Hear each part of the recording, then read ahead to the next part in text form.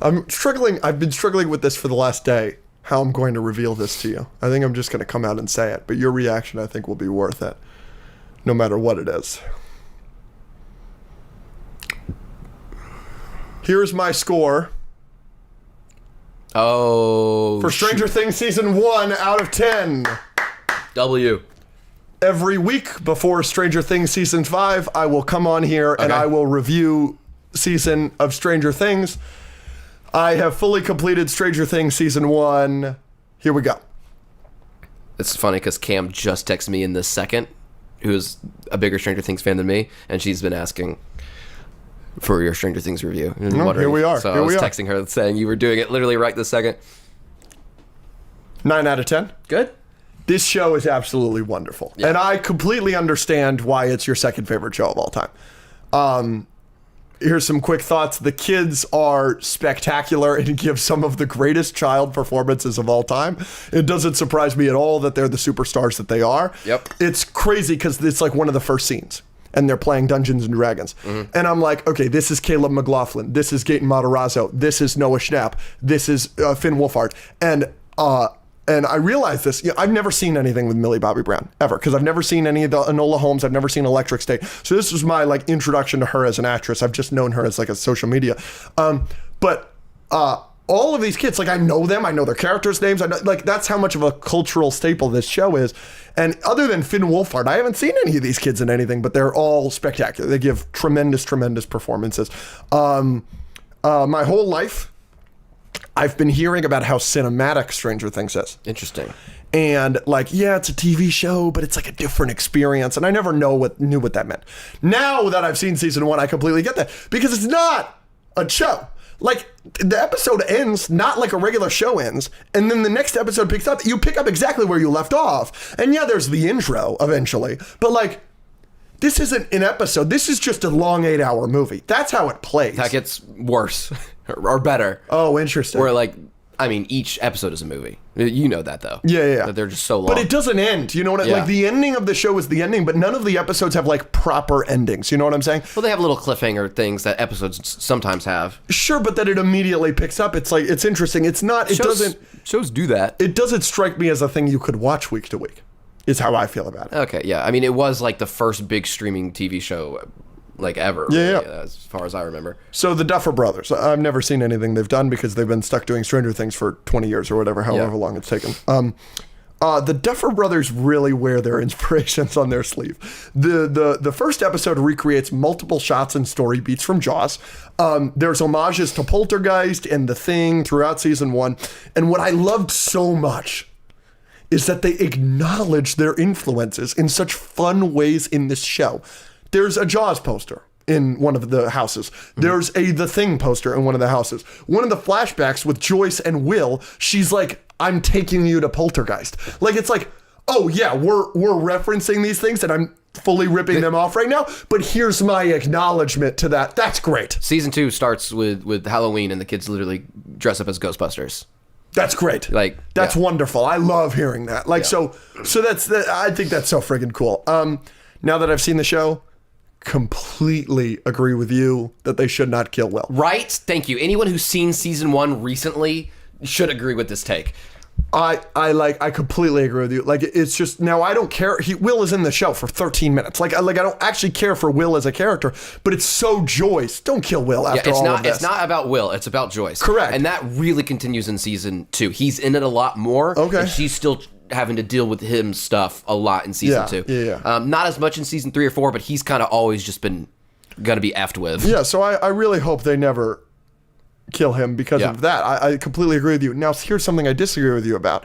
I've heard you say you'd rather them kill Joyce, but you still don't want them to kill Joyce. I'd have no problem if they killed Joyce.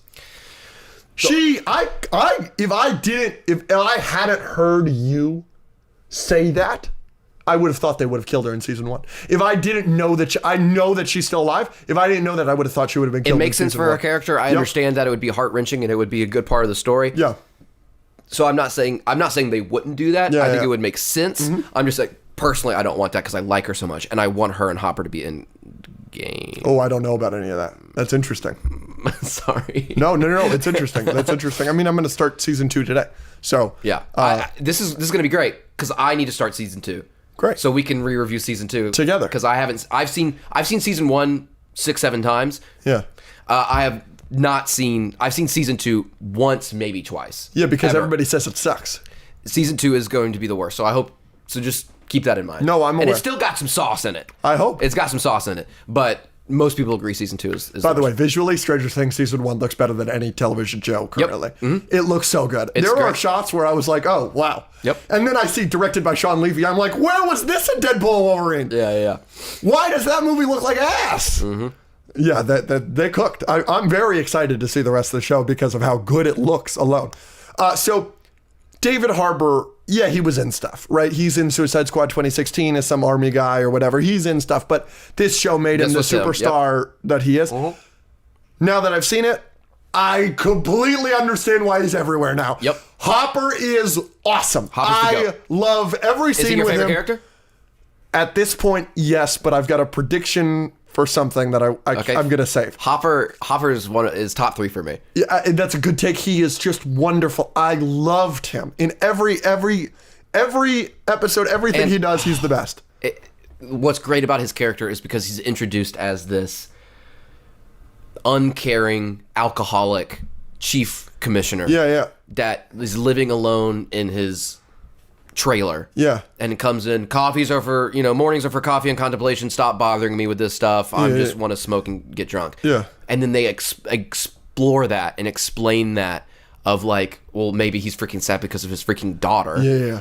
And like, well, I was bawling at the end when they're trying to resuscitate Will, and you get the flashbacks of the daughter. I was crying my eyes out. It's unbelievable. Oh, it was so good. Add into this, imagine watching this for the first time with like a close friend of yours in college. Yeah. Like, how the nostalgia would take it from a 9 to a 10 for me. No, you know what of I mean? Course. I don't have any problem with somebody giving this a 10 out of 10, by the way. You know when I explained to you the Batman, where I was like, I can't really explain why it's a 9 out of 10 until the ending, and then I'm like, no, this is clearly bad. I don't like this. That's how I feel about Stranger Things season 1. The only reason I'm giving it a 9 out of 10, maybe is because I watched it in a day, right? I started it yesterday, and I finished it yesterday night.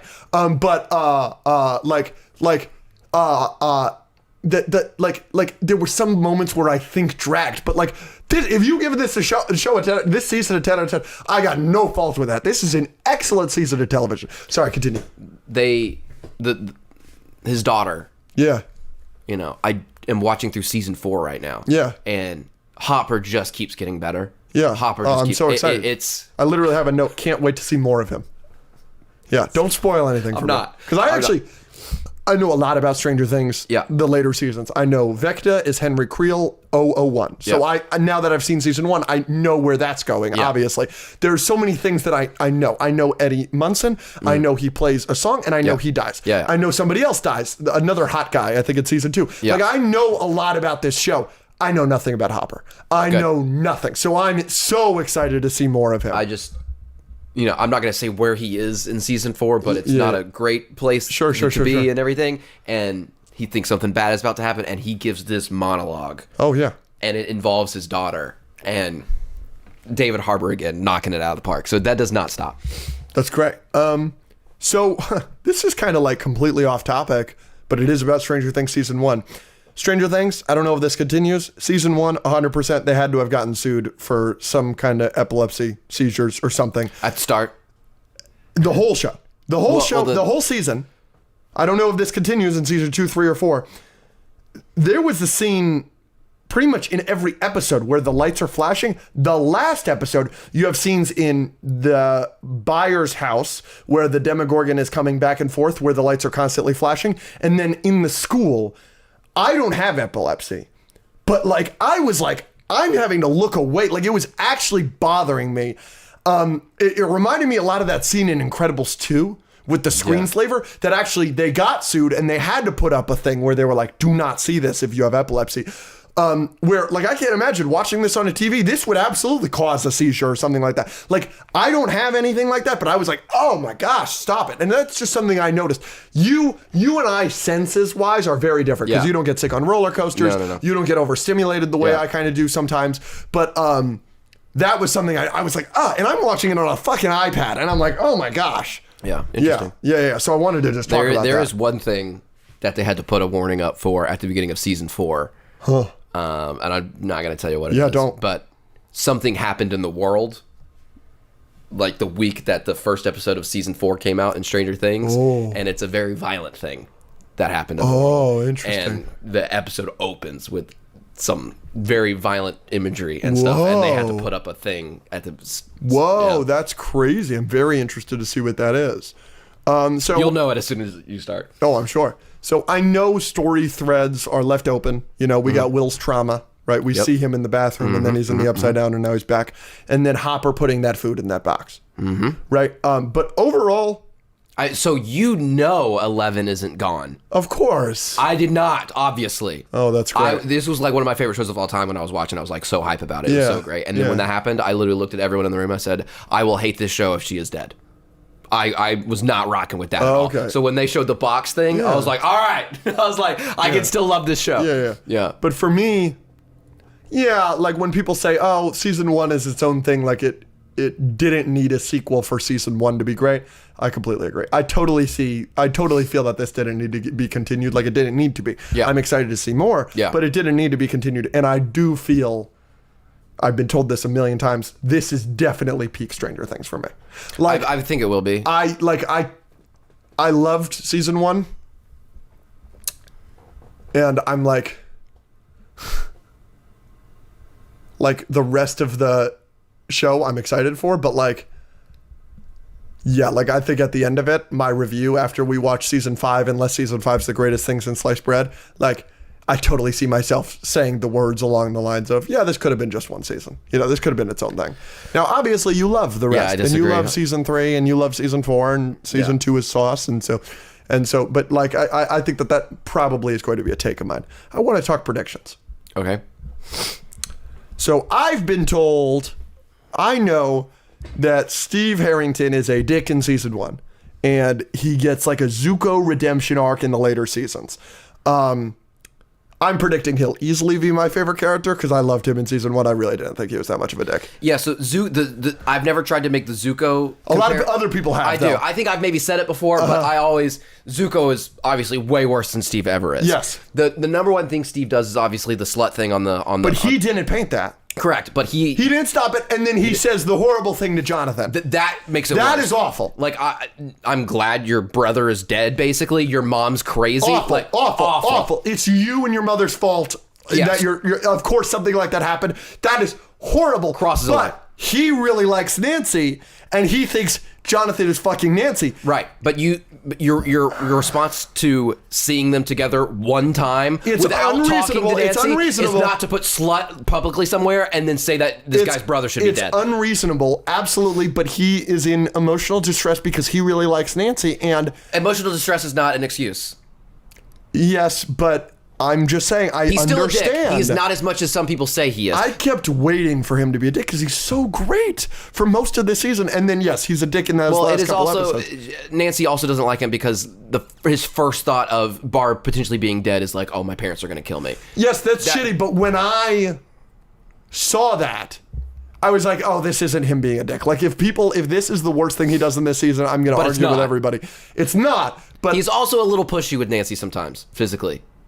Well, in the first season, is he that much? Because everything, like he's like coming on to her and he's like, oh, we can't do it in here. My parents are here. But then he does study with her for the rest of the time. Yeah, no. And then the worst thing she asks for privacy and he's like, oh yeah, no problem. And then she takes her shirt off. Like, so no, like, yeah, sure. But okay, what fucking high school student is it? Like, no, like, that is the lesser. I think legitimately the worst thing he does is obviously what he says to Jonathan. 100%. But that's the worst thing anyone does in that season. Other than murder people, obviously. I'm talking about the characters that are actually main characters. Because he sees his girl, who is not even his girlfriend yet, by the way, with another guy one time. He likes her so much, clearly. That's not an excuse. What in the world? I don't know. To praise someone's It wasn't dead enough. brother? It wasn't enough for her to not be with him because she's with him at the end. No, I agree. I think people overplay his redemption, acting like he's a Zuko-level character who's trying to hunt down the main character and kill him. Okay, and who's a douchebag literally for 2 seasons. Steve's things were the Barb thing, the slut on the wall, encouraging that and allowing that, and then the things he says to Jonathan. And all of those, especially those last 2, are pretty bad. I don't disagree. But yes. But I kept waiting for him to be the worst. And he constantly, like, when they had sex, I thought for sure he was going to ghost her and be terrible to her, based on what I had heard. But he doesn't. No. He just screams at someone whose brother just died. Yeah. Because yeah. he assumed, he didn't even see them kiss. He saw them sitting by each other. But he's got his arm around her, and he doesn't know that she was just attacked. Yeah, go talk to her. But he does talk to her. He's like, what? He's like, tell me what happened. And she can't. Yeah, but that's not before the slut thing. No, but it is before the Jonathan mean words thing. It's the same scene. But it is before. That's not... He's like, tell me what happened. So that's her telling him that she had sex. She had sex with him. Which... didn't happen, but that's in his mind because he doesn't know that's not fair. That's not fair. Nancy just saw the word. It actually is fair. That's not fair. Nancy just saw the word slut publicly on the movie theater. Of course she's not gonna. And they're in front of 3 of his friends, and he's like screaming. No. Like she doesn't have to. I mean, that's not him coming to her before he badmouths her to the entire town. I'm disagreeing with you. You think it's more mature of him to write slut on a wall and not? He didn't write it. Alex. He didn't write it. Alex. He didn't stop it, but he didn't write it. This is ridiculous. What do you mean projecting? I've never wrote slut. You called me on a wall. slut last night. I don't appreciate it. This is ridiculous. No, I disagree All with Nancy you here. did was sit next to Jonathan while they're trying to survive a monster. But he doesn't know any of that. He's in her room. Right, with his and he arm doesn't around ask her about that By until the way, after writing slut on the wall. After this guy very much wronged her and him. Yeah, Jonathan's not exempt either. He is not. He's a fucking weirdo. That was weird. That was weird as fuck. 100%. Weird as fuck. 100%. Still, the worst thing that anyone does this season is what Steve says. Can't believe they killed Barb, by the way. Crazy. Justice for Barb. I was pissed when they killed Benny. I know. Benny is the GOAT. Benny's great. When he gets shot, I was like, no! I was so upset. Yeah. I couldn't believe it. I was like, oh, this guy's going to be my favorite character. Nope, dead. Yeah, no. Terrible. I loved the conspiracy. It is not a Zuko-level redemption, correct, but it is a redemption. Sure. Well, I'm excited to see the rest of it because I love him. He from here on out, he's only the GOAT. I'm so excited. Yeah, he's amazing. I'm great. All right. This is one. Do not tell me, okay? Mm-hmm. But you can look at the camera and acknowledge if I'm right or wrong, okay? Mm-hmm.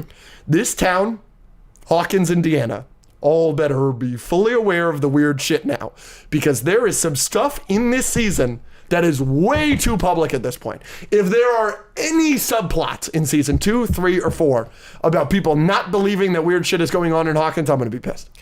Other than Will being back from the dead. Will is back from the dead. Barb is dead, and we cannot find her body. It is in a secret alternate dimension. Which I get doesn't have to be public, but she is fully dead and in a secret dimension. But that doesn't have to... People don't know she's in a dimension. The only thing... What about all of the deaths in the Hawkins school? What about 11 making people bleed from their faces? What about 11... who in the town sees this? The kid, the bully that pissed himself, right? She makes him piss himself, and then a kid peeing themselves is going to cause the town to believe? She fully lifts Mike out from the chasm, lifts him up, brings him back, and then breaks the kid's arm with her mind. Those kids and then he says that to the cops, and the cops go to the say, police, no, you're crazy. And Hopper believes him and uses that to... All right, what about all the dead people in the school? You don't think the government can clean that? No one saw that, is what I'm saying. If this was like, you're not... the only a child is back from the dead. That's the only one I'll give you. But a child is back from the dead. They had a funeral, and now he is alive. Yeah, that one I will give you. That's the only one, though. So if anything happens... if there's this major subplot and they're like, I don't believe, like, I was fine with it in season 1 because Joyce is absolutely a fucking lunatic. Yeah. But now I'll be pissed. I won't watch it. No, I will, but like, I'm just gonna be like, what the fuck? Wait, they got a kid back from the dead. There's the article. Okay.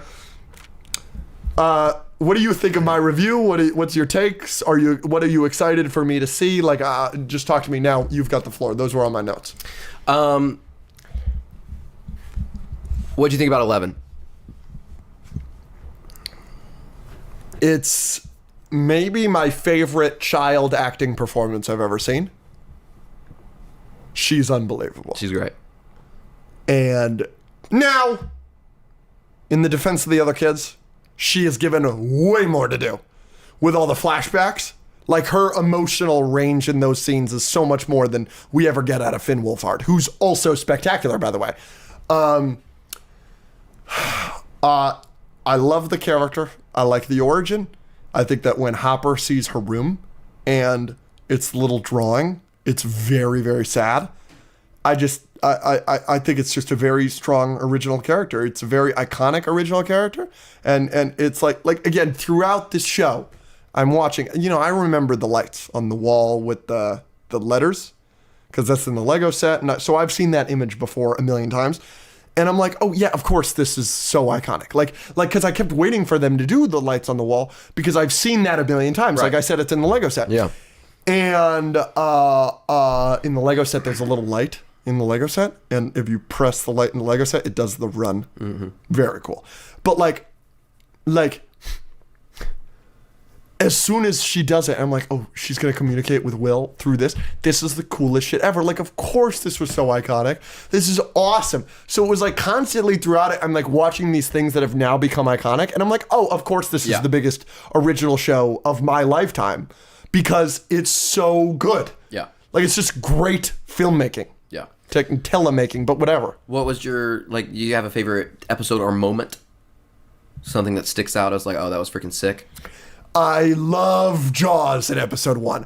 I love that he walks in and they're like, some kids are stealing the gnomes, which is exactly what's going on in Jaws. And he's like, yeah. And then as soon as Joyce is in there, missing person on this instead of shark attack, that set the tone for me so well. Like I was immediately locked in. So that stands out as a great moment. There's some very fun jump scares. The jump scare in the Upside Down where, I can't remember who it is in the Upside Down. Maybe it's Nancy. And you just see the Demogorgon is just standing there like this. Mm-hmm. That's great. I like the... okay, my favorite thing... Here's my favorite thing. My favorite thing in Stranger Things Season 1 is Hopper solving both cases. Yeah. Is so much fun because so much fun watching him. Because you see how he's putting together the pieces. You see, I mean, when they walk out of the evil place, and should we? Yeah. Zach, we're filming. Can you wait 20 minutes? Wait 20 minutes, please. Thank you. Sorry, our roommate was punching a punching bag outside. It was really loud. All right. Sorry about that. So when they go into the evil place and they look at the cam footage and he's just like, it was raining on the 7th. Yep. Peak. Like they're lying about something. It's great. And when Will's body turns up and Joyce knows it's not him, and then he goes in there. And I mean, it's so good. And then he gets into the lab and gets all the way down to the portal. Yep. And then when he finally gets captured, he's like, I sent this to my friend at the time, so he's going to blow this thing wide open. And they start tasing him. Awesome. Oh, it's so good. And one of the great things about, now that I've seen the play in New York, which is them younger, so it's Joyce, Hopper, all them in high school. Yeah. You see Hopper being like a high school version of that, where there's like a reward for finding who killed this cat or something, and it leads him to all this Stranger Thingsy stuff. So him as a kid watching. Is it in Hawkins? Mm-hmm. How does that make any sense? I'll have to explain later. Okay. But then he goes off to the army after that, so you don't. All right. Him being the detective. My favorite singular moment, especially when I first watched it the first time, I was stupid hype when she flipped that van. I know it's like the simplest thing in the world. Like, we watch Avengers movies where people are snapping and worlds are blowing up and people are disappearing and everything. But like, to tell a story where like I can like get up out of my chair and cheer when a single van is flipped over, I lost my mind. So I like that moment as well. For me, my favorite use of Eleven's powers by far is the bully pissing his pants. That's a good one. I love that moment. Okay, here's my thing. You don't like the moment where they're in the school and they finally catch up to the kids and she's just looking at him like this and they start bleeding from the face, and which I love because that's the bitch that killed Benny. Yeah. So I love Evil, to see get her her out of die. here. I'm I'm love sick of seeing her. her die. Yeah. You know what? The first time she uses her powers and she breaks those guys' necks that are trying to put her in that I guess, what is that? Like solitary confinement. That when she breaks their necks, I went, whoa, she can do that? That's crazy. Okay, but here's my thing, all right? By the end of it, I'm tired of it, and I know it's coming. I know that the conclusion of every season is just going to be her with a nosebleed, and I know I'm going to be sick of it eventually. I got a little sick of it by the end of it. When her eyes were bright red at the end in the school where she's getting rid of the Demogorgon, I'm like already like, okay, yes, she's saved the day now 15 times this season. Like can anybody else do anything? She's a superhero, bro. Let her be awesome. But this is awesome? Yes. With a nosebleed? It's not going to be awesome if you do it 30 more times, which I know is coming. Wrong. I know it's coming. Like, I've seen the memes where it's like Stranger Things fans at the end of season 5 when 11 is just holding out her hand with a nosebleed again, and it's everybody going, oh! Peak. But that is, I think I'm going to be sick of that, I'm sure. Because I'm already kind of sick of it. I'm just like, that's the craziest take I've ever heard in my life. No, it isn't. Yes, it is. It's the same. You're motherfucker. You're Mr. Like superheroes got to do things in creative ways or this or that. If she's just doing this the whole time, I'm gonna be sick of it. It's boring. Her flipping that van, her just beating the van is her fun. beating the Demogorgon. Because it was early Demogorgon. on. Her killing those people in that hallway were all absolutely sick as all balls. Because it's constant. It's the repetition of she uses her powers, now she's exhausted. She uses her powers, and now she's exhausted. She uses her powers, now she's exhausted. Now she's really exhausted, but she's gonna have to use her powers. Like that's every single one. I don't know how to respond to that. Like Iron Man uses his suit. Wow, he uses it 3 times in Iron Man. Well, you could stop using your suit, Iron Man. No, Iron Man Like, fucking what? Iron Man has a tank missile and then he flips the tank and then he knocks people down and then he pulsars them, and there are creative ways for fucking Iron Man to do things. Fucking Hawkeye in Avengers 1, he's got this arrow, he bounces this thing off this. He does this. Well, Loki catches it. Oh, this is an explosion arrow. He's always using a bow and arrow. That's annoying. He does this bow and arrow, and it's a flash drive, and it goes into this thing, and it hacks this thing. 11 does different things. She flips a van. She breaks necks. She's making people bleed out of their eyes, and she sends the Demogorgon through a portal. Sure, but she's doing this the whole time. What? All right. I wasn't sick of it in season 1, but if that's the climax of every single fucking season of Stranger Things, It's not the climax of every season. All right, good. I'll tell you that. All right, good. So yeah, but I loved it. I'm regretful that it took me this long to watch it. It was so wonderful. We got to get through season 2 now. Yeah, I know. That's going to be tedious. Let's segue into my review and your re-review of season 2 of Stranger Things. Yeah. Do you want to give it a score out of 10 before I do? Okay. Yeah. Season 2 of Stranger Things out of 10, I would probably go 9. Wow. Yeah. But you would give season 1 a 10? Yes. Okay. Yeah. My score for Stranger Things season 2, you gave season 1 a 10 out of 10 and season 2 a 9 out of 10. 9.5 maybe. I gave season 1 a 9 out of 10. Same as you. I'm giving season 2 an 8 out of 10. 1 point lower. You want to go over the main reasons for that? I'm agreeing with you. So if this is the worst season of the show, this really is an all-timer. I'm telling you.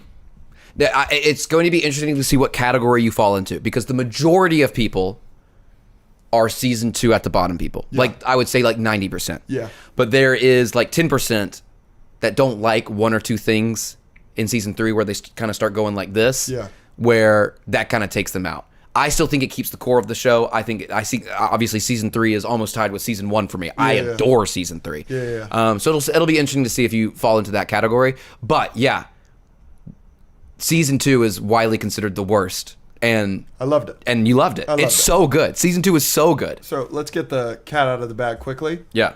The Lost Sister episode. Yeah. So yeah, it's the worst episode of the show. Yes.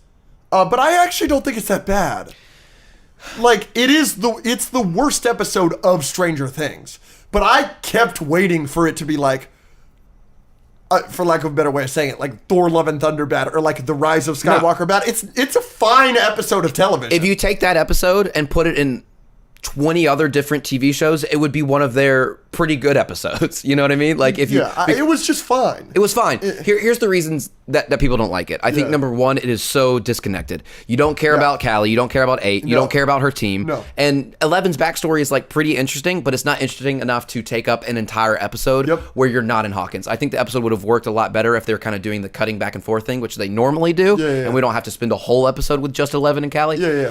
So that's one thing, and also I think her crew is just kind of annoying. Mohawk guy is annoying. You kind of look like him, by the way. Rude. I didn't say he was ugly. He's also ugly. I'm just kidding. No. Yeah, and the fact that like there's a cliffhanger episode 6 or whatever with the Demodogs coming out of the hole, and then you have to just watch 11 get eyeshadow put on her and almost kill a guy. And then we go back. When you're not in Hawkins, it's not as strong. I didn't love it. I will say, spoiler alert for season 2 of Stranger Things. This came out in like 2017, so I don't feel bad about this. But spoiler alert, the ending of the show of this season is her closing the gate. Yeah. And what she learned from her sister was you got to channel anger to make your power stronger. And at the end, that's how she ends up closing the gate, is she's like thinking of memories that made her angry.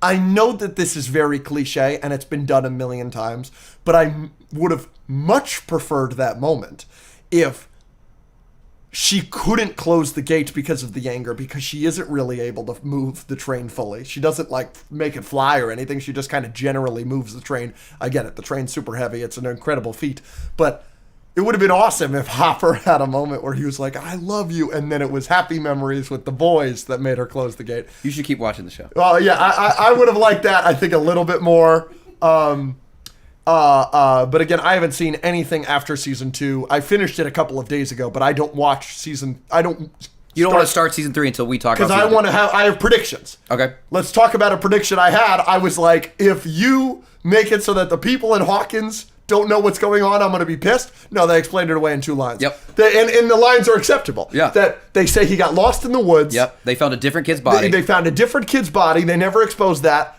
They have no idea that Barb is dead. Yeah. They're still looking for her. At the end, they're still looking for her. They hired a private investigator. I love him, by the way. Murray's great. He's in The Other Guys, my favorite comedy of all time. And so I love it. I see him on the sweater on the couch going, Arnold Palmer alert, who wants some Arnie Palmies? So I love him. So every time he was on screen, I loved him. And he was responsible for one of my favorite scenes in the show, which I will get to. But so they hired him. The Barb's family doesn't know she's dead. And then when they find out that she's dead, it's from because they needed to make it digestible, so it's like liquid. So some of it did kind of get revealed, or some people did get fired and sacked. There was a conspiracy or whatever, so they still allow that to happen a little bit. But and they like everybody's lying to everybody. Like they keep Max in the dark for a lot of it, but then they expose it to her. Bob doesn't know anything. So I found that. Yeah, it's acceptable for sure. Absolutely, I found it acceptable and interesting. So here's where I want to get out my main complaint, because the show didn't lose a point for me from the Lost Sister episode.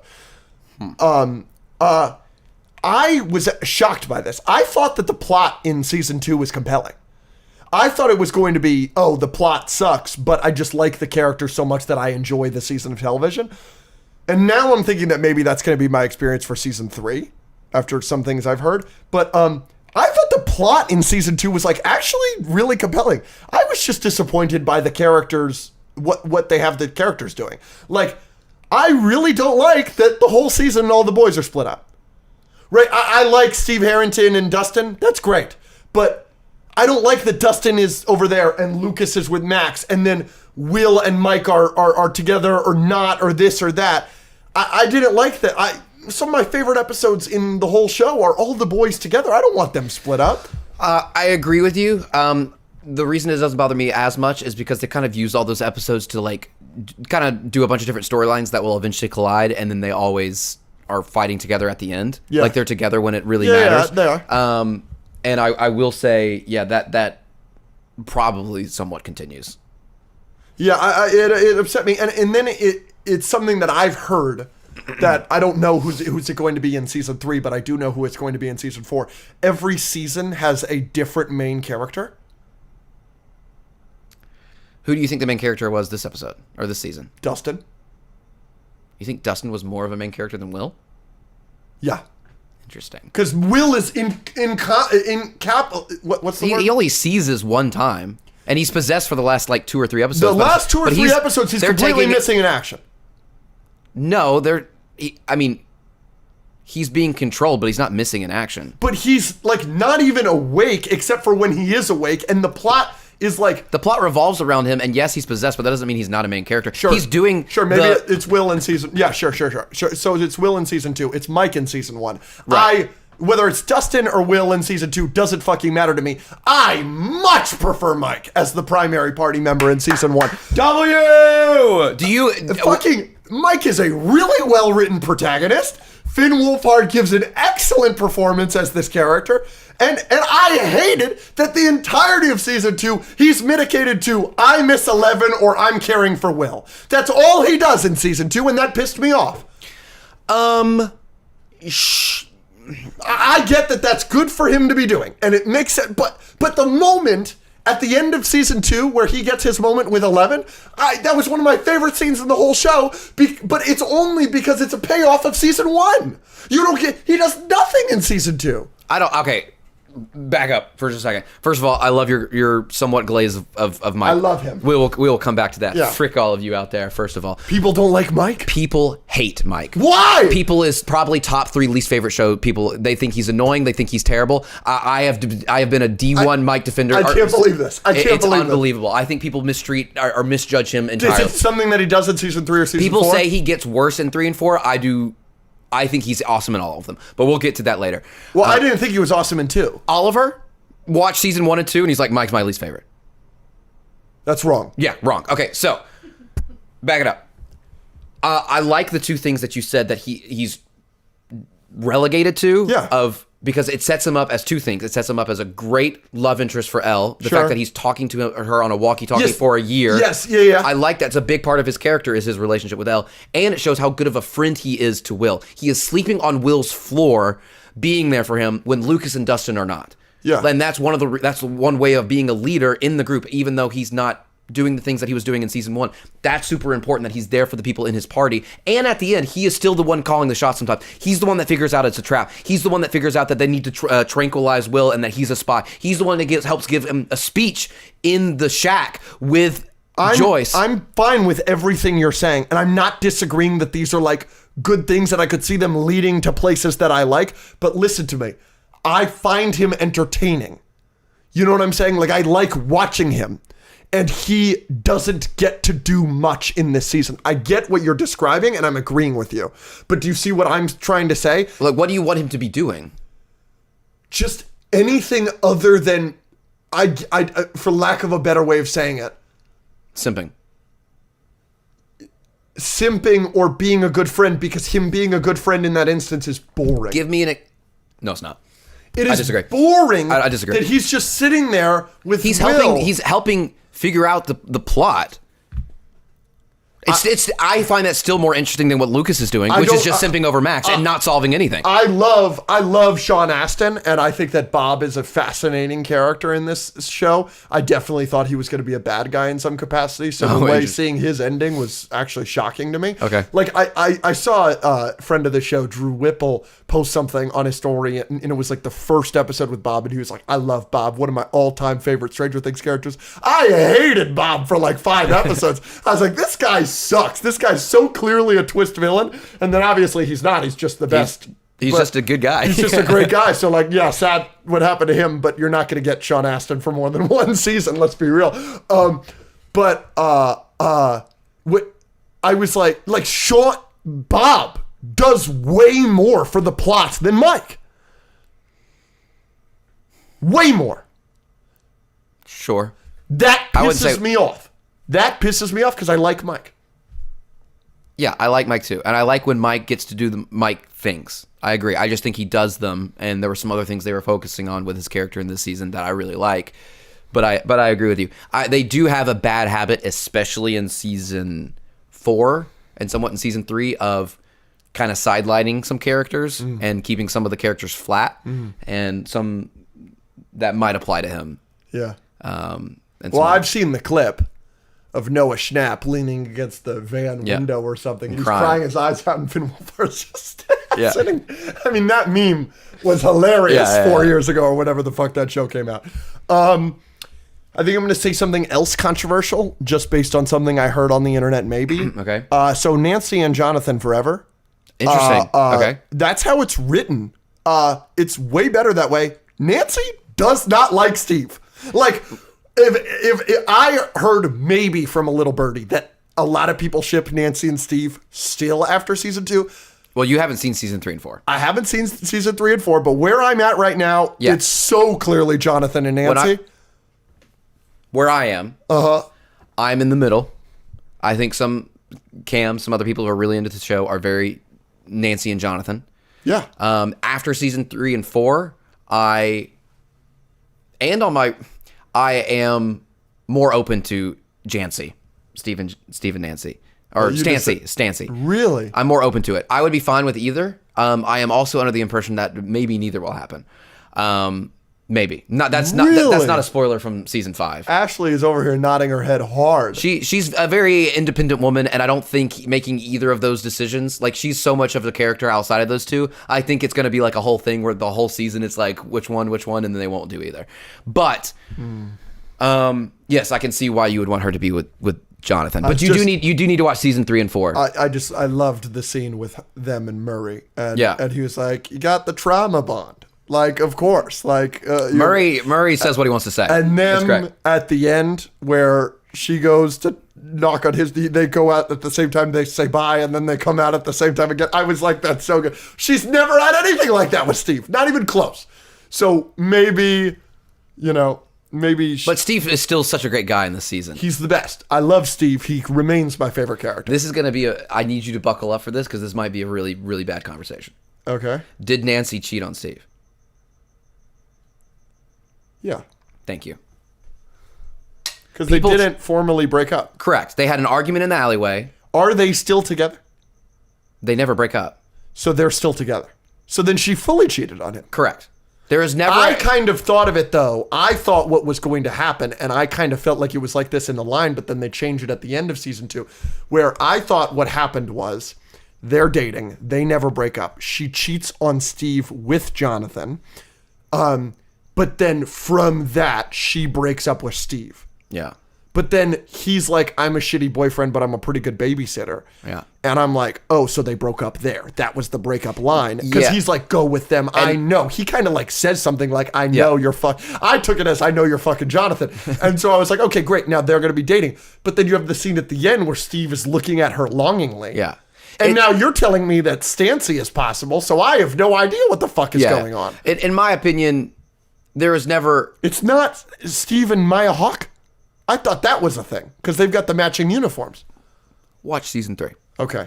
That's all I got to say. Well, Ashley's over here losing her mind. That's what I got to say on that one. That's awesome that you just said that.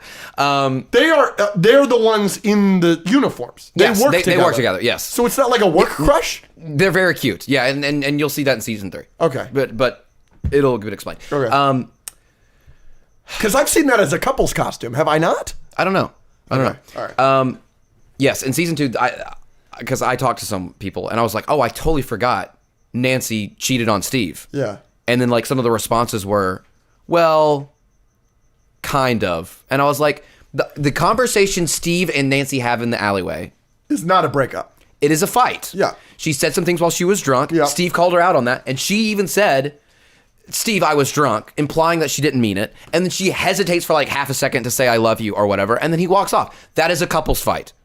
That does not mean you can go sleep with the guy that he's worried about 2 days later. Absolutely. That's cheating. And if you think otherwise, I'm scared for you. No, I completely agree with you. That, by the way, I think that Steve is fully justified in not liking Jonathan, because Jonathan was an extreme perv in season 1. Yeah. And then sleeps with his girl 2 days later. And in between, Steve is showing up at her house with flowers to like apologize and like get back on the right track. I forgot about that God! And that's that great scene where Dustin is like, they're not home, let's fucking go. Yeah. He's like, drive me somewhere. Great scene. So we're talking, I just told you about one of my favorite scenes in season 2 was Murray clocking them. Yeah. Another favorite scene I already talked about was the dance at the end. I mean, the snowball. It's perfect. Immense levels of cute and perfect. Like I was just crying. It's so good. It's the girl that cried at his funeral asking Zombie Boy. That's great. Lucas and Max, because they're totally the ship. I completely agree with that. Love them. Great.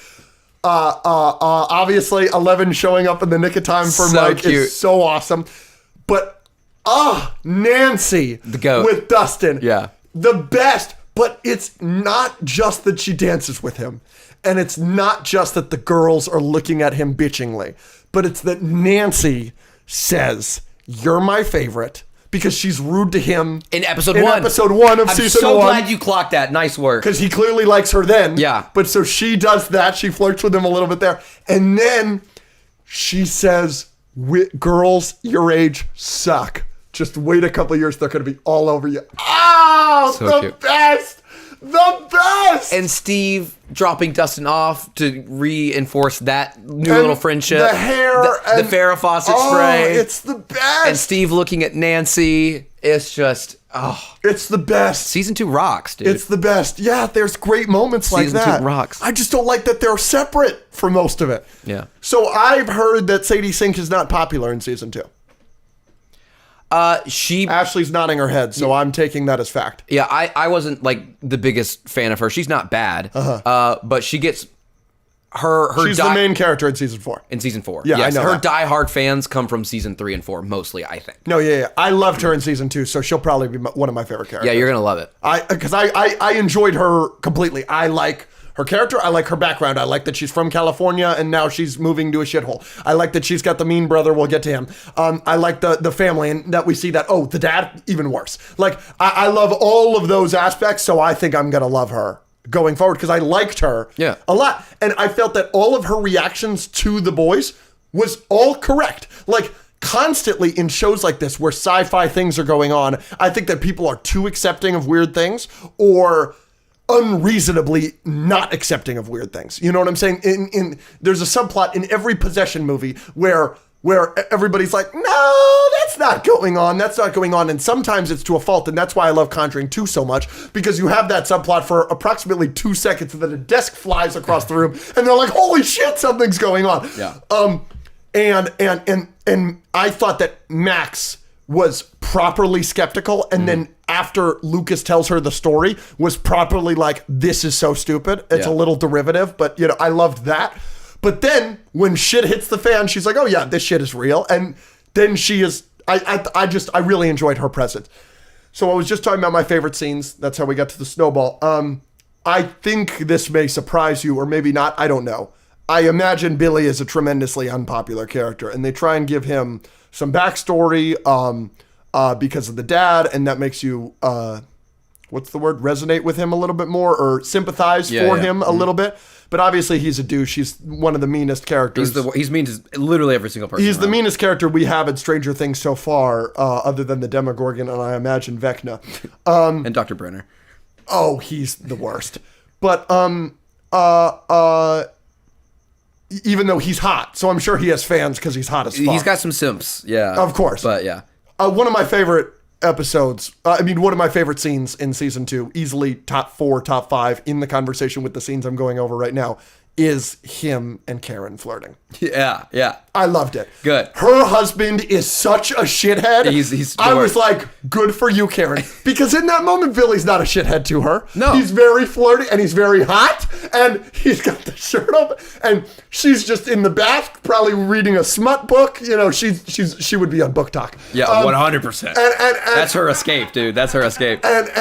And the shithead dad is watching TV, sound asleep, not answering the door, and she has to go do this.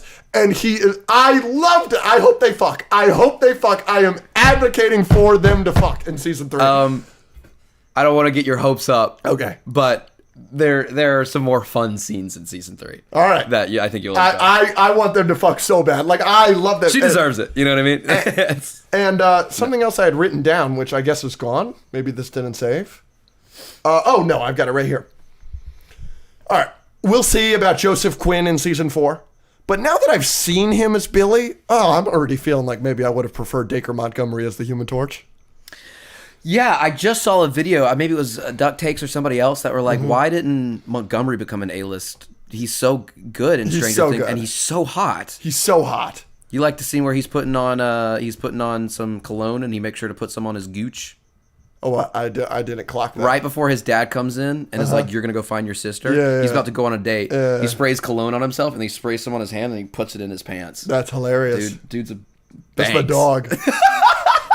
Yeah. So I really enjoyed him. Yeah. Even though obviously he's an awful antagonist, but kind of racist. You see what I'm saying? Oh, not kind of. He's a racist. There are some kind of people we don't associate with Max, Yeah. and the only one he's saying to that is I about kept Lucas. waiting for him to say the N-word though. I was waiting I don't for think a they're hard gonna- R. No, hard R in this show. No, That's so the disappointing. only slur they give you is the F word in episode 1. They do give you the F word in episode 1. Yeah. I'm shocked to see that Zach's still watching.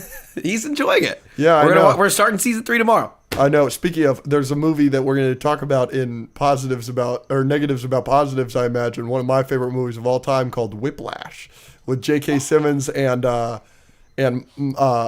Miles Teller, and Zach watched that movie per my recommendation, and he said, "Well, when the F word happened, I just kind of stopped watching. I didn't like it anymore." And so I'm surprised that he gave Winona Ryder a second chance after using the sacred word. Yeah. I guess she wasn't using it as an insult, you know? No. J.K. Simmons definitely was. He was. Yeah. What was I watching recently where somebody said the F word and I clocked it? I was like, well, Zach can't watch this Don't anymore. send this to Zach. Oh, we watched the F word South Park episode. Yes, but he didn't like that. I mean, he yeah, was I sitting didn't there like it that going much. like this the whole time. That was an awkward day It was Step in the Brothers. house. Yeah. Step Brothers. Adam Scott says it. He goes in the treehouse and he goes, "Sup, F words." And I was like, whoa. Gotta write that down. What else? You want to talk about anything else in season 2? No, I think that's good. Are you surprised by my thoughts? Are you interested? What are you interested in? Oh, one more thing. I guess I forgot to write this down. Where do we go from here? She's closed the gate. You know what I'm saying? I'm a little confused on where we're going. Yeah, that's why I like season 3, is because they take that and they kind of, the reasons for why stuff starts happening again is a little bit more like this, but you kind of need that after season 2, in my opinion, is a big explanation for that, and more things we have to deal with. I thought that there were... Oh! Are you at all unhappy with the explanation for 11 after season 1? No. I was a little disappointed by that. The explanation that her mom is gaslit into thinking that she had a miscarriage and 11 was taken from her, and then she breaks in and sees her for 3 seconds, and then she's lobotomized? That's crazy. That's phenomenal. I mean, she disappears at the end of season 1. Where'd she go? Oh, and it takes like 5 seconds to get back. And it takes 5 seconds to get back. Yeah. That was a tad disappointing it's for fine. me. Just a tad. It was a good cliffhanger. They got to explain. They bring her back pretty quick. It's Hopper's the fucking goat. Hopper's the goat. Oh, he's the best. I love Hopper. He's the best. So Hopper and Joyce, huh? Maybe. Because you said that last episode. I didn't say anything. And there was like a little hint in it because they smoked together at the Snowball. Yeah, and then you talk about being in high school together. Yeah, but that's I cute. didn't. I was like, where are we? That's not. I don't see that. Yeah, But I don't guess think I will saw see it at season 2 either. So All right, we'll see. But yeah, I quite liked it. I'm very excited to start season 3. I am too. Because when I went back and looked at all the premiere episodes, I was scrolling through season 3 to kind of compare it to season 5, and I didn't remember anything that happened except one thing in episode 1 of season 3. So it's like my favorite season, but it now is maybe the one that I don't remember the most because I just rewatched 1 and 2. So I'm excited. I'm very excited. Do you have any more predictions for season 3? No, that's my one thing that I wrote down is I don't have any predictions because I don't know what the fuck you're going to do now that she's closed the gate. Like at least at the end of season 1, there was the waffles in the box and there was Will seeing the upside down. You don't get anything like that at the end of season 2. The only thing is you turn the thing on its head and the fucking mind flayer's there, but that doesn't do anything for me. That's just, yeah, he's there haunting them in the upside down, but nobody's in the upside down. Yeah. And if the gate is close to the upside down, exactly what you said, you're going to have to explain something. You're going to have to ramp it up somehow, which obviously they will because you've explained that. But it's interesting. I'm very excited to see now Maya Hawke and Steve Harrington, because you guys had a big reaction to me saying that. So I want to watch that one episode with him. In the bathroom. Yeah. in the bathroom. I think season 3 is a little scarier than. That's something I'm excited about. You said It's that. no Haunting of Hill House. No, yeah. But there's some more creepy, scary stuff, I think, in season. What? Sorry, you said Haunting of Hill House. I'm writing it down so that I can ask you more about that later. It's one of his favorite shows of all time. It's one of my favorite shows of all time. I Good adore take, it. Ashley. I think it's amazing. It's so good. I watched So good. it 3 or 4 times. And Yeah. you guys were talking about mental health earlier. That's a show that... Oh, yeah. We'll dig it. Later, I'll write it down. Unfortunately, though, Haunting of Hill House, when we started this podcast, I came out and said, yeah, that's probably my favorite show of all time. Unfortunately, Andrew has done nothing but hurt that. Because I have given him one solid good reason to not make it a 10 out of 10. I give it a 9 or 9.5. I don't like the ending as much. I think they could have nailed the ending, and if they did, I would have given it a 10 out of 10. if that final scene, if that final night of them running, Out of the house, if that was just filled with a million jump scares, or just creativity, and it ended you up just being make it scarier. You're right. That would have been so much better. Because throughout the show, you have flashbacks to the night. Yep. And the flashbacks are scarier. Yeah. And the whole show is leading up to what happened this night. And then when I watched the night, it's like, okay, we had a tea party and then we left. Which the tea party is horrifying. It's awful. And it's horrifying because she's real. Yeah, no. That was I'm not so saying there's nothing, bad. but I was just the last episode was I wish. No, but you're right. The dad running out of that room with him here, that should have been so scary. Yeah. I wish it was. Yeah, we saw all the scary parts in the flashbacks already. Yeah. It's like having Avengers Endgame and not having a portal scene. I still love the MCU, but the portal scene made. I don't think it's that much of a deal breaker. That's my metaphor. But That's my metaphor.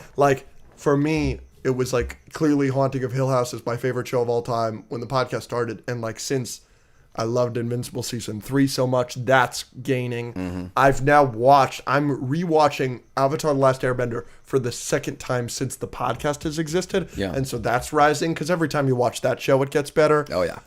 Batman the Animated Series is always going to be up there for me. So it went from Haunting the Hill House as a clear one to it's got some serious competition.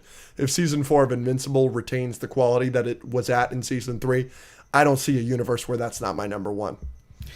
A couple more things about Stranger Things real quick. Yeah. I love the Mike Glaze. I will continue to be a Mike defender. I think he's awesome all through all the seasons.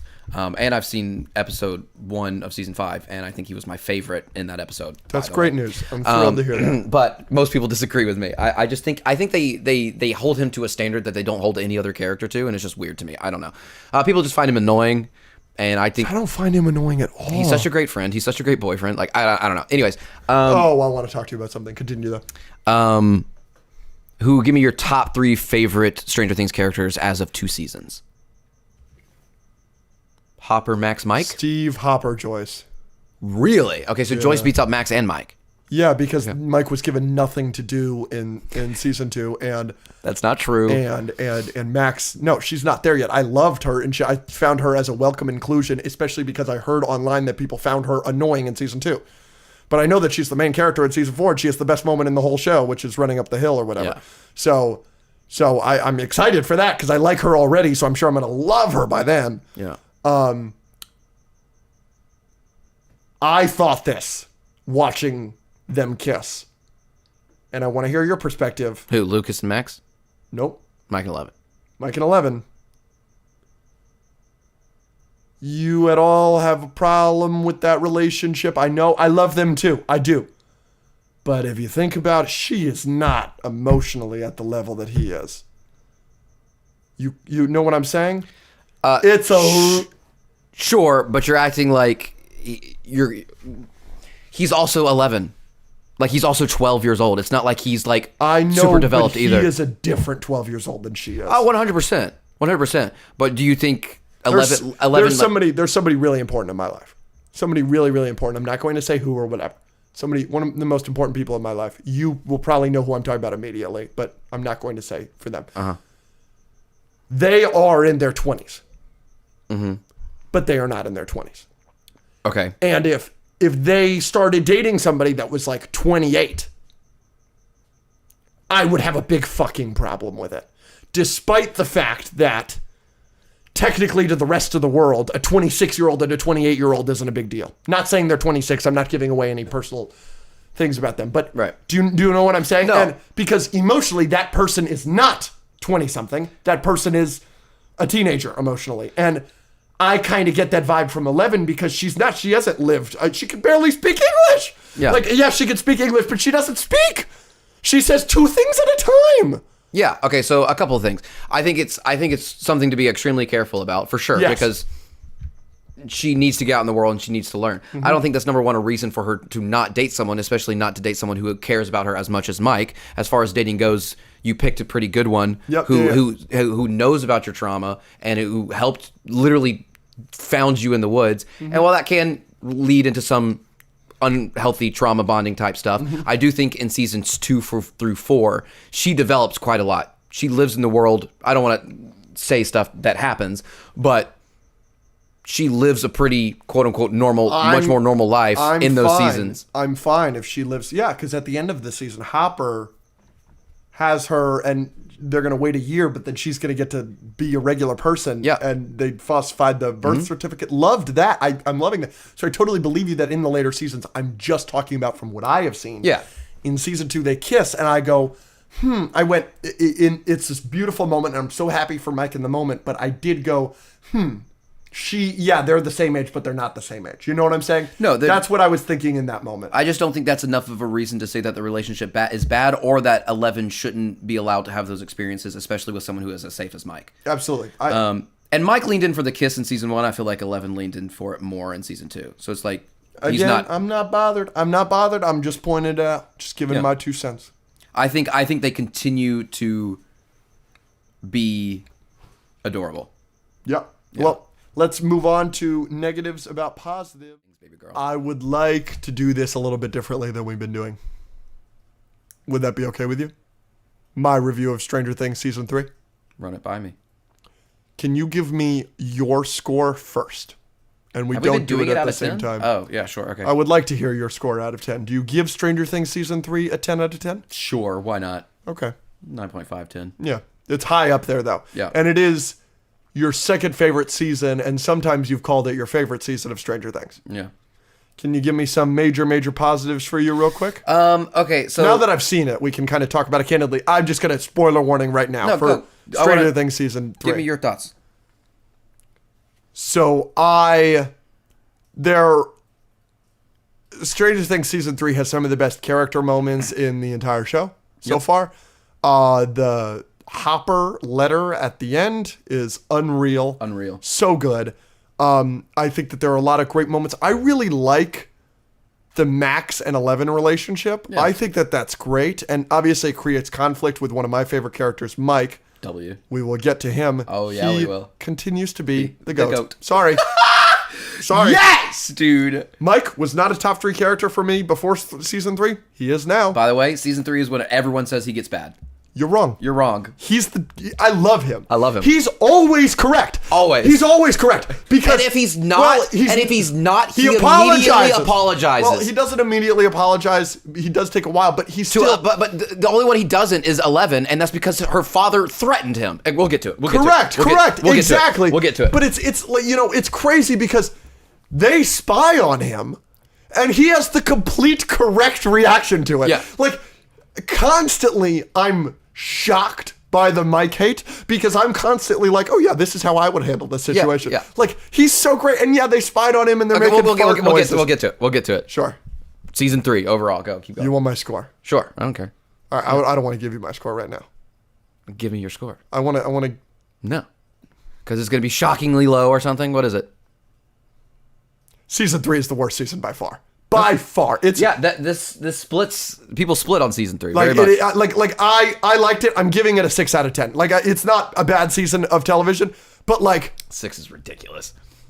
dude, like how anybody feels that 2 is the worst when 3 exists is beyond me. And I'm going to say I put a poll up on YouTube and asked people's least favorite season. and 2 was it by far, I'm sure. Yeah, it had like 70-80% Which is of the vote. so beyond me because it's like season 1 light. Like, it's great. It's so, like, and I get that they do something new with season 3 and this and that, but God, there is so much that I just can't get behind. Almost all of the Russian stuff I think sucks. Yeah, shocker. Like, I don't like any of that story. Yeah, that's what splits a lot of people. I've never understood why that's such a big problem. I think it makes perfect sense within the context of the show. But Sure, it can make sense. And like, yeah, okay, so the Cold War is happening and the Russians are bad people. And if they're trying to get to the Upside Down, then they do the research and they find out that Hawkins is the spot. So they go and build the mall and they do it in Hawkins and whatever. All that makes sense to me. My problem isn't that it doesn't make sense. My problem is that it's fucking boring. And I don't give a fuck about any of it. And again, the kids breaking in and finding out, and that being the reason that the Mind Flayer is still alive, and Grigori and Alexei and Hopper getting in there, all that's boring. Alexei is the best thing that comes out of the Russian plot. Alexei's very likable. I was very sad when he died. I know. And I love Murray in this season as well. I fucking love Murray. Murray is great. Okay, and again, what was my biggest complaint in season 2? That they separated the fucking kids. They love doing that in this fucking season. I know. When you said that about season 2, I was like, oh, buckle up. They love separating people. Dustin is never with the party. Like, he's with the party for maybe 15 minutes of this 12-hour series. And I don't like Erica very much. I find her very annoying. Good take. And so I know that we like Dustin and Steve, but I feel it has overstayed its welcome. I liked it a lot more in season 2 than season 3. No. I'll give you the Russian stuff because a lot of people agree with you there. I'll give you the Erica. I'll give you the Dustin being separated. I will not give you the Dustin and Steve being bad. Okay, what's the best Steve scene in season 3? The one with Robin. Is Dustin there? No. What's the second best Steve scene in season 3? Probably when he goes, Henderson. No, it's the scene where she gets him the job. All of the best Steve stuff in season 3, Dustin isn't there for. It's when they're being tortured by the Russians and they're high as fuck. That's great. Like, all of the Robin Steve stuff is great. Just because Robin is awesome doesn't mean that Dustin also isn't also awesome. Like, that's not, I don't understand why that's an argument. I think that the Steve-Dustin relationship I found endearing when it was the hot, popular guy giving this, dorky kid advice on how to be hot, and obviously he's taking it a certain way and this and that. But now that they are equals and Steve is becoming more and more like the nerds, I just found that relationship so much less endearing. This isn't a major complaint of mine, by the way. This didn't take a point off the way that the Russian stuff did, the way that Hopper did. Hopper is annoying all of season 3. No, he's strung out. He's stressed. He is so annoying at the start of the season. And why? And you were talking about it. You were like, oh, you don't think the Russian stuff is interesting, how the kids are trying to navigate it and this and that. I actually think that them solving the Russian code and Maya Hawke Robin figuring out the clock and this and that. Super cool. That's fun. I don't think any of what Hopper is investigating with Joyce, with Mr. Clark, who I love. With the magnets? I don't think any of that is interesting. Why not? I don't think it gets interesting until they get Alexei involved. And when Alexei is involved and you emotionally care about Alexei, like when he's about to leave and then he doesn't, and you get that great scene with Hopper where he's like, see? That's a great scene. But until then, I don't care about Joyce and Hopper in this season at all. You cared about Hopper investigating, like, poisoned pumpkins, though? You know what? That's a really fair argument because that wasn't a very interesting storyline either. But it leads to something. I didn't find Hopper annoying during that. I do find him annoying where he's like talking to Joyce. By the way, just listen to fucking Joyce, especially if you're trying to fuck Joyce. Like, listen to her. She's stressed about something. You should just give her the benefit of the doubt. That's my take on it. So if she's stressed out about magnets, don't be mad at her for seeing Mr. Clark. That pissed me off. It pisses me off. It didn't piss you off that she stood him up?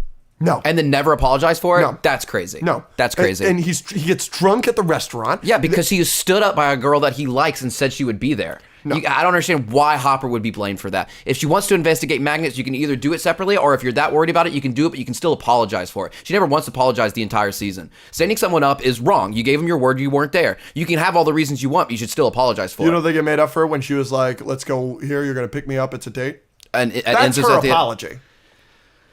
Took her 7 episodes, but sure. I wasn't bothered with Joyce, but I did found their storyline boring. I didn't think that Wesley, the mayor, right, the Princess Bride, I didn't think he was very interesting. Why? When he's beating the shit out of him and he's like, oh, they're bribing me and this and that, they're the mall. Like, I feel that the conspiracies with Stranger Things, I found in the first two seasons very interesting. And everything that had to do with Starcourt Mall or the Russian conspiracy or any of that, I just was like, oh, I don't think that's that interesting. Like, yeah, a lot of people agree with you. I just don't understand. Like what's the reason? Because, like, Hopper doing the investigation thing, he's done that for 2 seasons and he's still doing it. And, like, the scene with the mayor is very interesting, is very entertaining. And, like, the magnet thing, there in season 1, it's what is the? I figured it out. There's like a telltale thing in the second. Yeah, in season 1, when they look at the security cameras and he's like, it was raining that night, they're lying about something. Yeah. That is a more interesting reveal and moment and detective moment for Hopper than anything he has in season 3. It's not even close. There's never a reveal like that. The best reveal in season 3 is that the guy that beat the shit out of him at the fucking old scary office area was driving a motorcycle. That's the moment where he goes, oh, that's not interesting. Why is that not? To me, I just found it having more entertaining. Having a government infiltration of a mall and that being used to power the gate that is being reopened. Maybe it's too much for me. Maybe it's too much where it's like overwhelming because this is such a small story in the first 2 seasons. It's the small town and weird stuff is going on. But this one, it's kind of it, you know? But this one, I think it jumped the shark a bit, at least for me, my personal enjoyment. I'm so happy that you enjoy this season this much. And again, I did enjoy this season. I'm not giving it a negative score, but I do feel it jumped the shark a bit where I think it got too big too quick. But I do understand they're trying to grow the show. They're trying to do one of these. What made it too big? So I'll get to that. My other major negative. I don't like anything with Billy. I don't like anything with the Mind Flayer and the bodies and the monster and anything like that.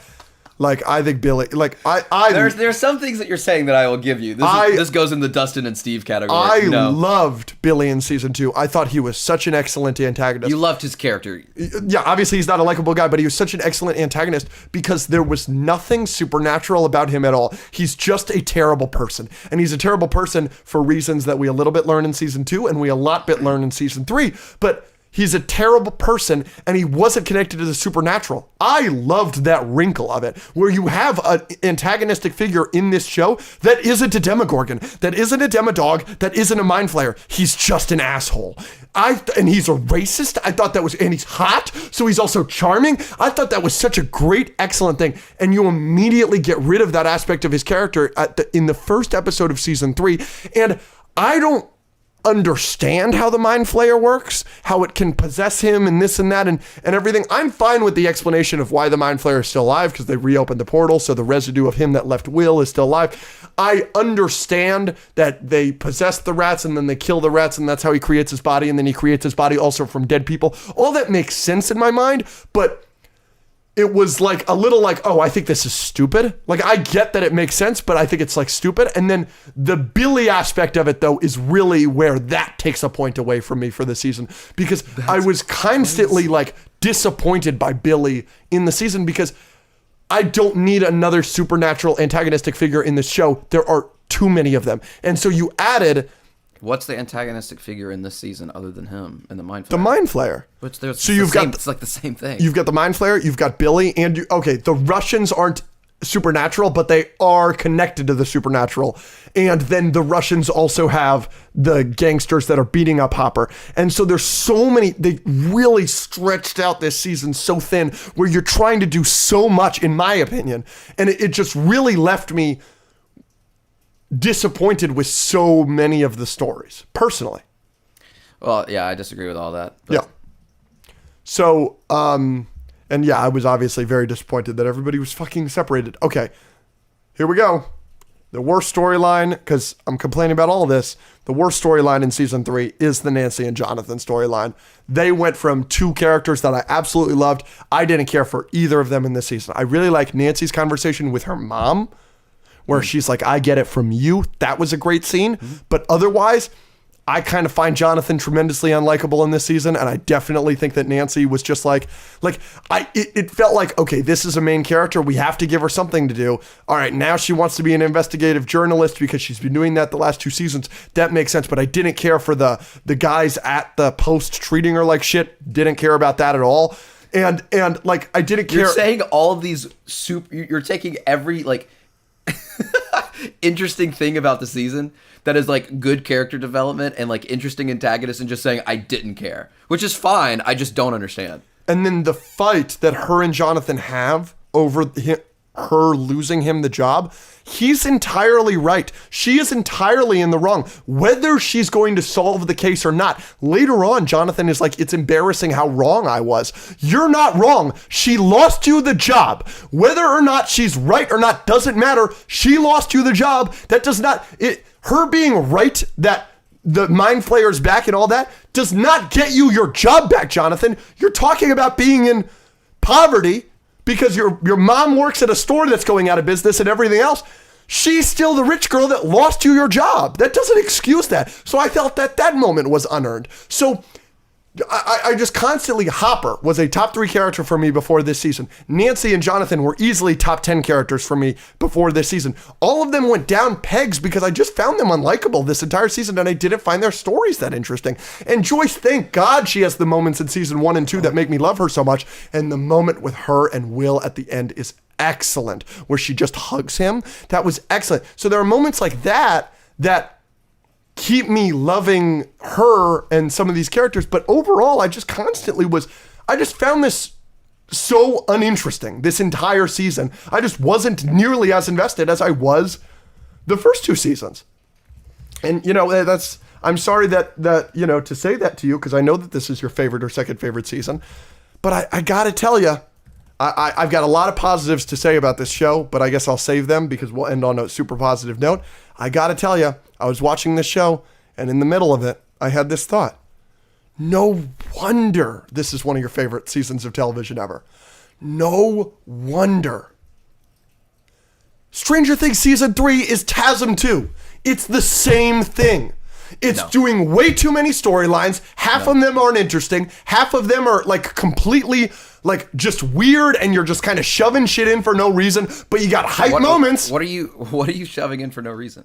The parent stuff in TASM 2? No. In season 3. All of the stuff I just talked about. I think the Billy thing is an uninteresting choice to take his character. I think the all the Russian stuff is just uninteresting. The Nancy and Jonathan stuff, all of this, it's just you're throwing so much shit into this bag, and yeah, you've got great moments that we will talk about. I've got a lot of very positive things to say about this season, but especially like the Steve and Robin relationship, like the kids solving the stuff with the swimmer and all that, and when the sauna test is brilliant. I loved that scene, and having an actual foe against 11, and the fact at the end of the show is it just 11 going like this. Oh my gosh. So much of this is awesome. I'm so happy to say all of these things, and I have so many good things to say about season 3, in the same way that I have a lot of good things to say about TASM 2. But it's incredibly dishonest if I don't say that Electro brings down TASM 2 a lot, and the parent stuff really brings down TASM 2 a lot. It would also be dishonest for me to say that Jonathan and Nancy storyline or Erica and Dustin and Steve and Robin in this elevator doesn't bring down this season. Yeah, I don't think it's anything like TASM 2. I understand the argument for TASM 2, but I think most of what you said actually increases almost all of their characters.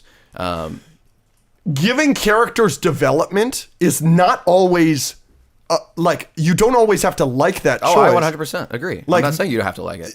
I'm saying I disagree. There are a million, there are a million arguments to things. The character arc in Dark Knight makes sense, and the Dark Knight Rises makes sense. I still don't like that he's in freaking France with Alfred. So I don't like that it's, I don't understand why this, became a, espionage, Steven Spielberg Cold War movie in the middle of it. I do. I mean, you even said at the end of season 2, we're going to need a big thing to bring back the portal. Sure. I think that and that's did. A perfect. They explained that. Thing. They explained that well. I'll give you that every day of the week. I don't have a problem with any of the, do you remember after season 1, I was like, you're really going to have to show that everybody in Hawkins knows weird stuff is going on. And then I was immediately like, no, I was wrong. That explained that the explaining that was done was perfect. That's how I feel about season 3. I don't have any logical issues with season 3. I have issues with my enjoyment. So I want to talk about positives. Season 3, they probably tripled the budget from season 2 to season 3, and you can really tell on screen. That Starcourt Mall set is one of the best sets created for television ever. That is incredible. It looks incredible. It feels like a mall. It looks so good. All of that. I thought the CGI got a huge bump. The Mind Flayer in season 3 versus the Portal in season 1 and 2, night and day how much better the CGI looks. The makeup and hair that they do on the older woman that, obviously dies. The Billy, like all of that all looks so good. There's so many improvements of the show from a technical standpoint from season 2 to season 3 that you really see on screen. Steve and Robin's relationship was just wonderful. Obviously, I thought they were going to date. She's a lesbian, whatever. I do want to say in defense of me, didn't know she was a lesbian. And they do set it up like they are going to date. And then it's just a reveal in the bathroom that she's a lesbian. Because otherwise, Dustin the whole time is like, you like Robin. And then he goes, I do like Robin. And then he's like, I like you. And she's like, I'm gay. And she literally says earlier on this season, she was like, I was obsessed with you. I was like, oh, let's fucking go. My boy's going to get his wiener wet. Yeah. A lot of positive things. And then I've been waiting the whole time to talk about the finale, which is maybe your favorite episode of television ever. You have said amazing, amazing, amazing things about the finale episode of Stranger Things season 3. I have a lot of positive things to say about it, but man, how many times can we Deus Ex Machina in those last 2 episodes? When does it happen? Billy's about to hit them with their car, and Steve and them ram into the car after they were just on the hill. 11's about to get eaten, and Billy went out to try and stop it, and now the fireworks are hitting them. There's another one where somebody saves Hopper or Joyce. There's one with them with a Russian. I can't remember.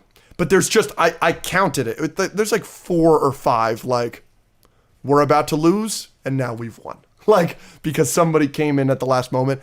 I felt that got so repetitive in the last 2 episodes. So that kind of lost me. But otherwise, the finale episode is a really great episode of television. I was a little disappointed because the end of, I think that however many episodes there are in season 3, let's say there's 8, episode 7 is my favorite episode of the season by far.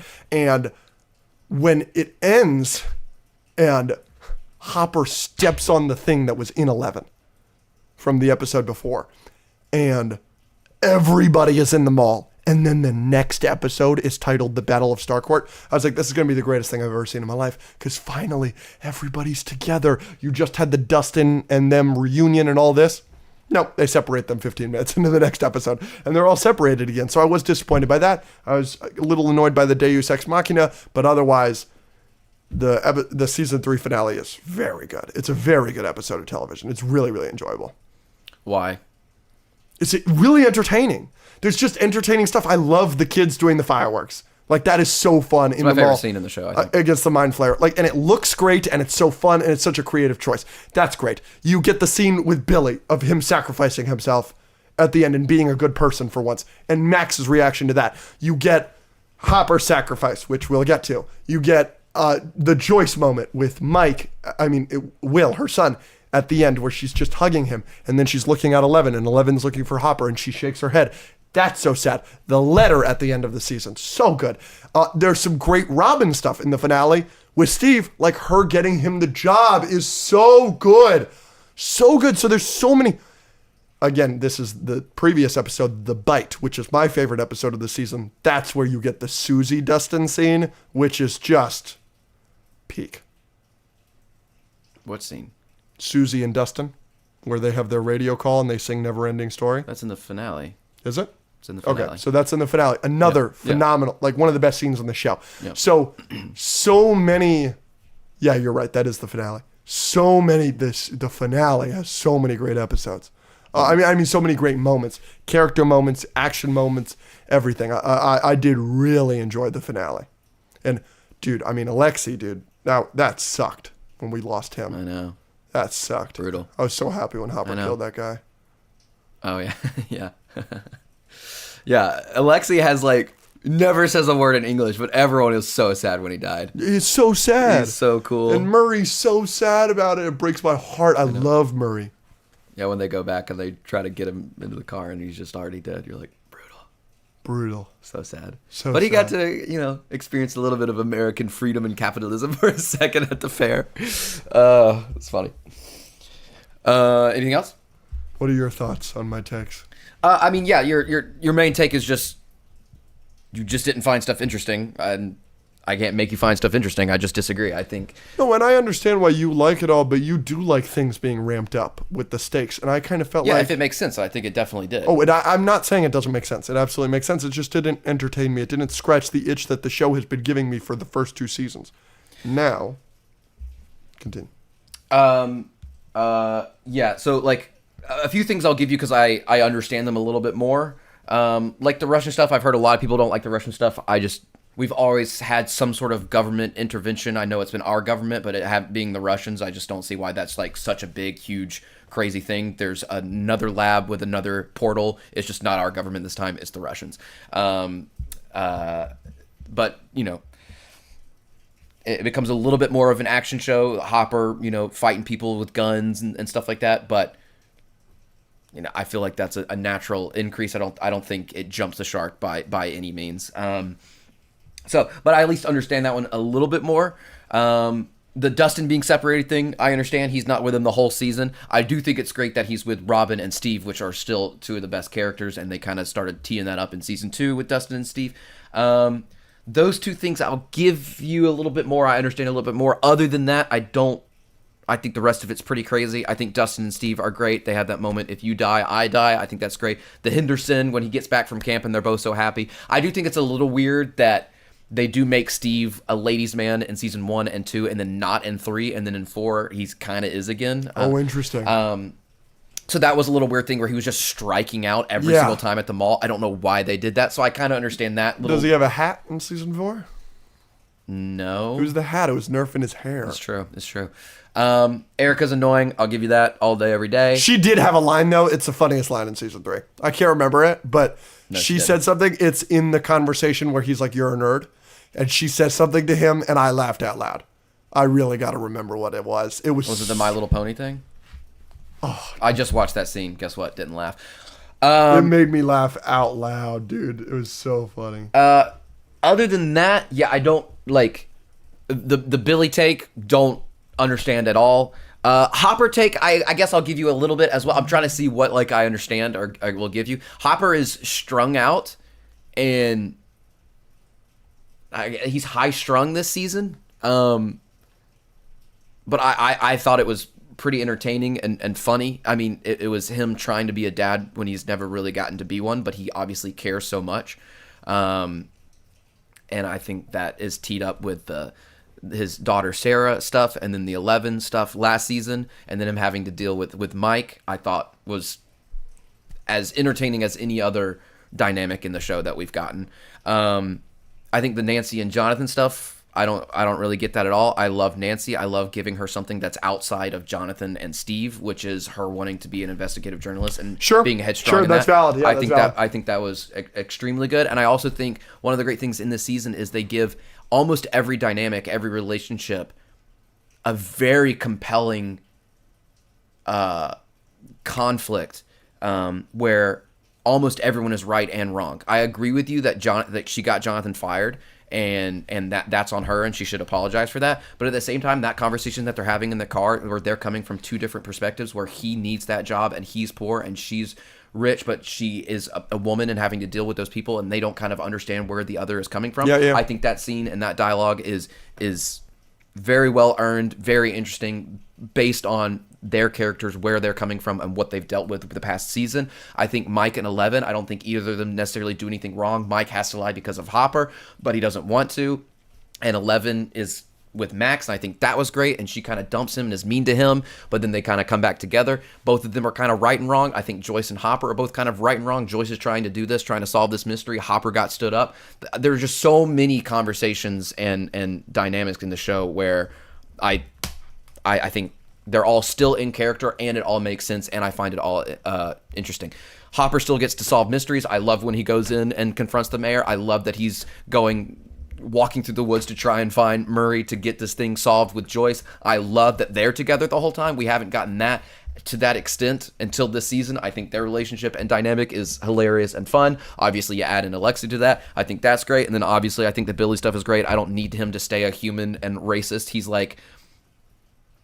He's so not important compared to everyone else. Like, I know he's the human antagonist, but he's just a bully in season 2. I don't find it jumping the shark or robbing the show of a much needed character to turn Billy into someone that's possessed. I love the mind flare. I love how we lead to the mind flare, from the possession to the rats to the humans to the giant thing that you see coming through the woods.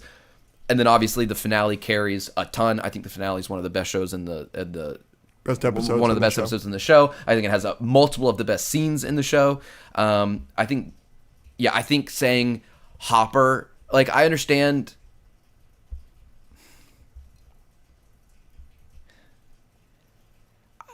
He's annoying. Yeah, I found him annoying. Especially at the start. What did he do? The first several episodes. Because of him trying to deal with Mike, that's annoying? Mike and 11, yeah. I think that his whole handling of that situation, I'm not saying it's dishonest, and it does make sense to me because that's how parents are with their young girl children. Like, that all makes sense to me.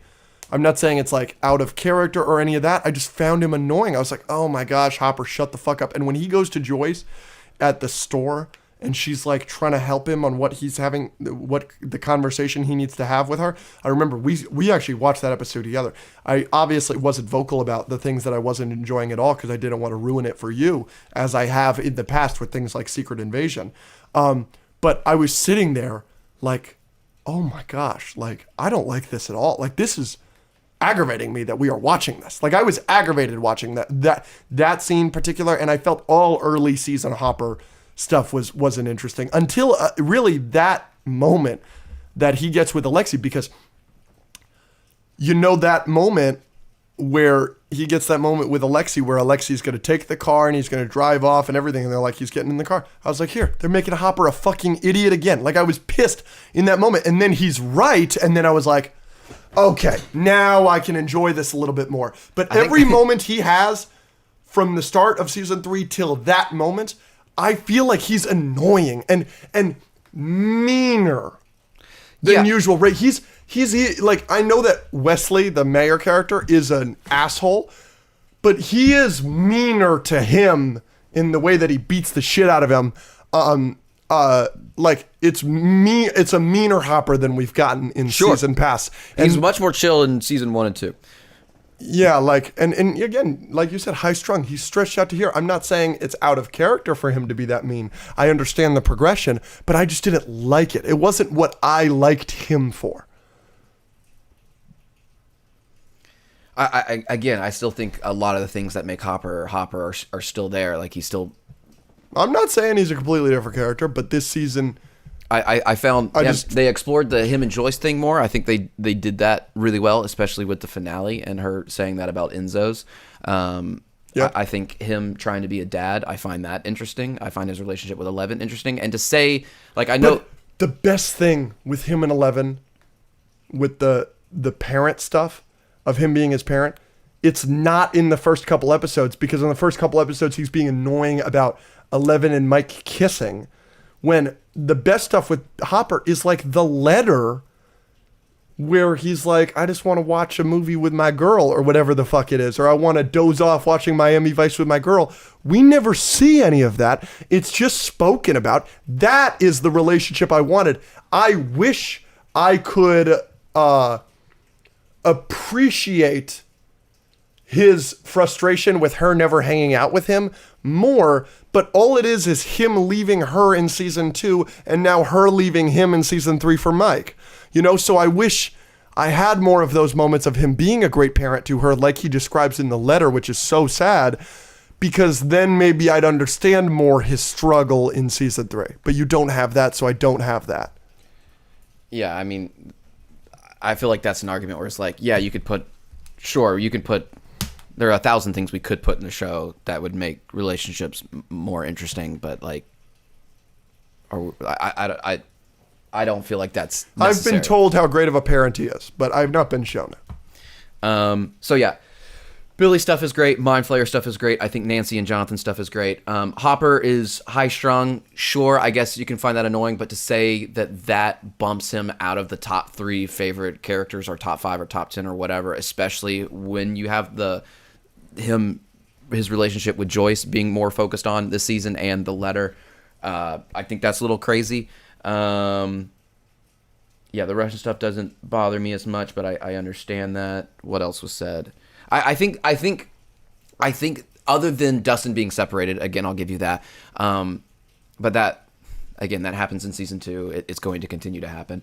I love the fact that a lot of times they split up to do different stuff, and the groups that get split up change, but they're all still working together. I still think that all keeps it Stranger Things. I think the things that make Stranger Things are still very present in this season. There's some sort of government conspiracy. Yes, it involves the Russians this time, but I feel like if we did government conspiracy with our government for 3 seasons in a row, then people would complain about that. But what's the government conspiracy in season 2? There isn't. They're actually good guys. You know what I'm saying? Like, sorry, government involvement. But they're good guys. Like, they're genuine. They're not bad guys. Like, I mean, Dr. Owens is fine, but there are plenty of other people who weren't necessarily, and it was still kind of their fault that a lot of that stuff was happening. What? How is it their fault? They were burning the gate as best they could.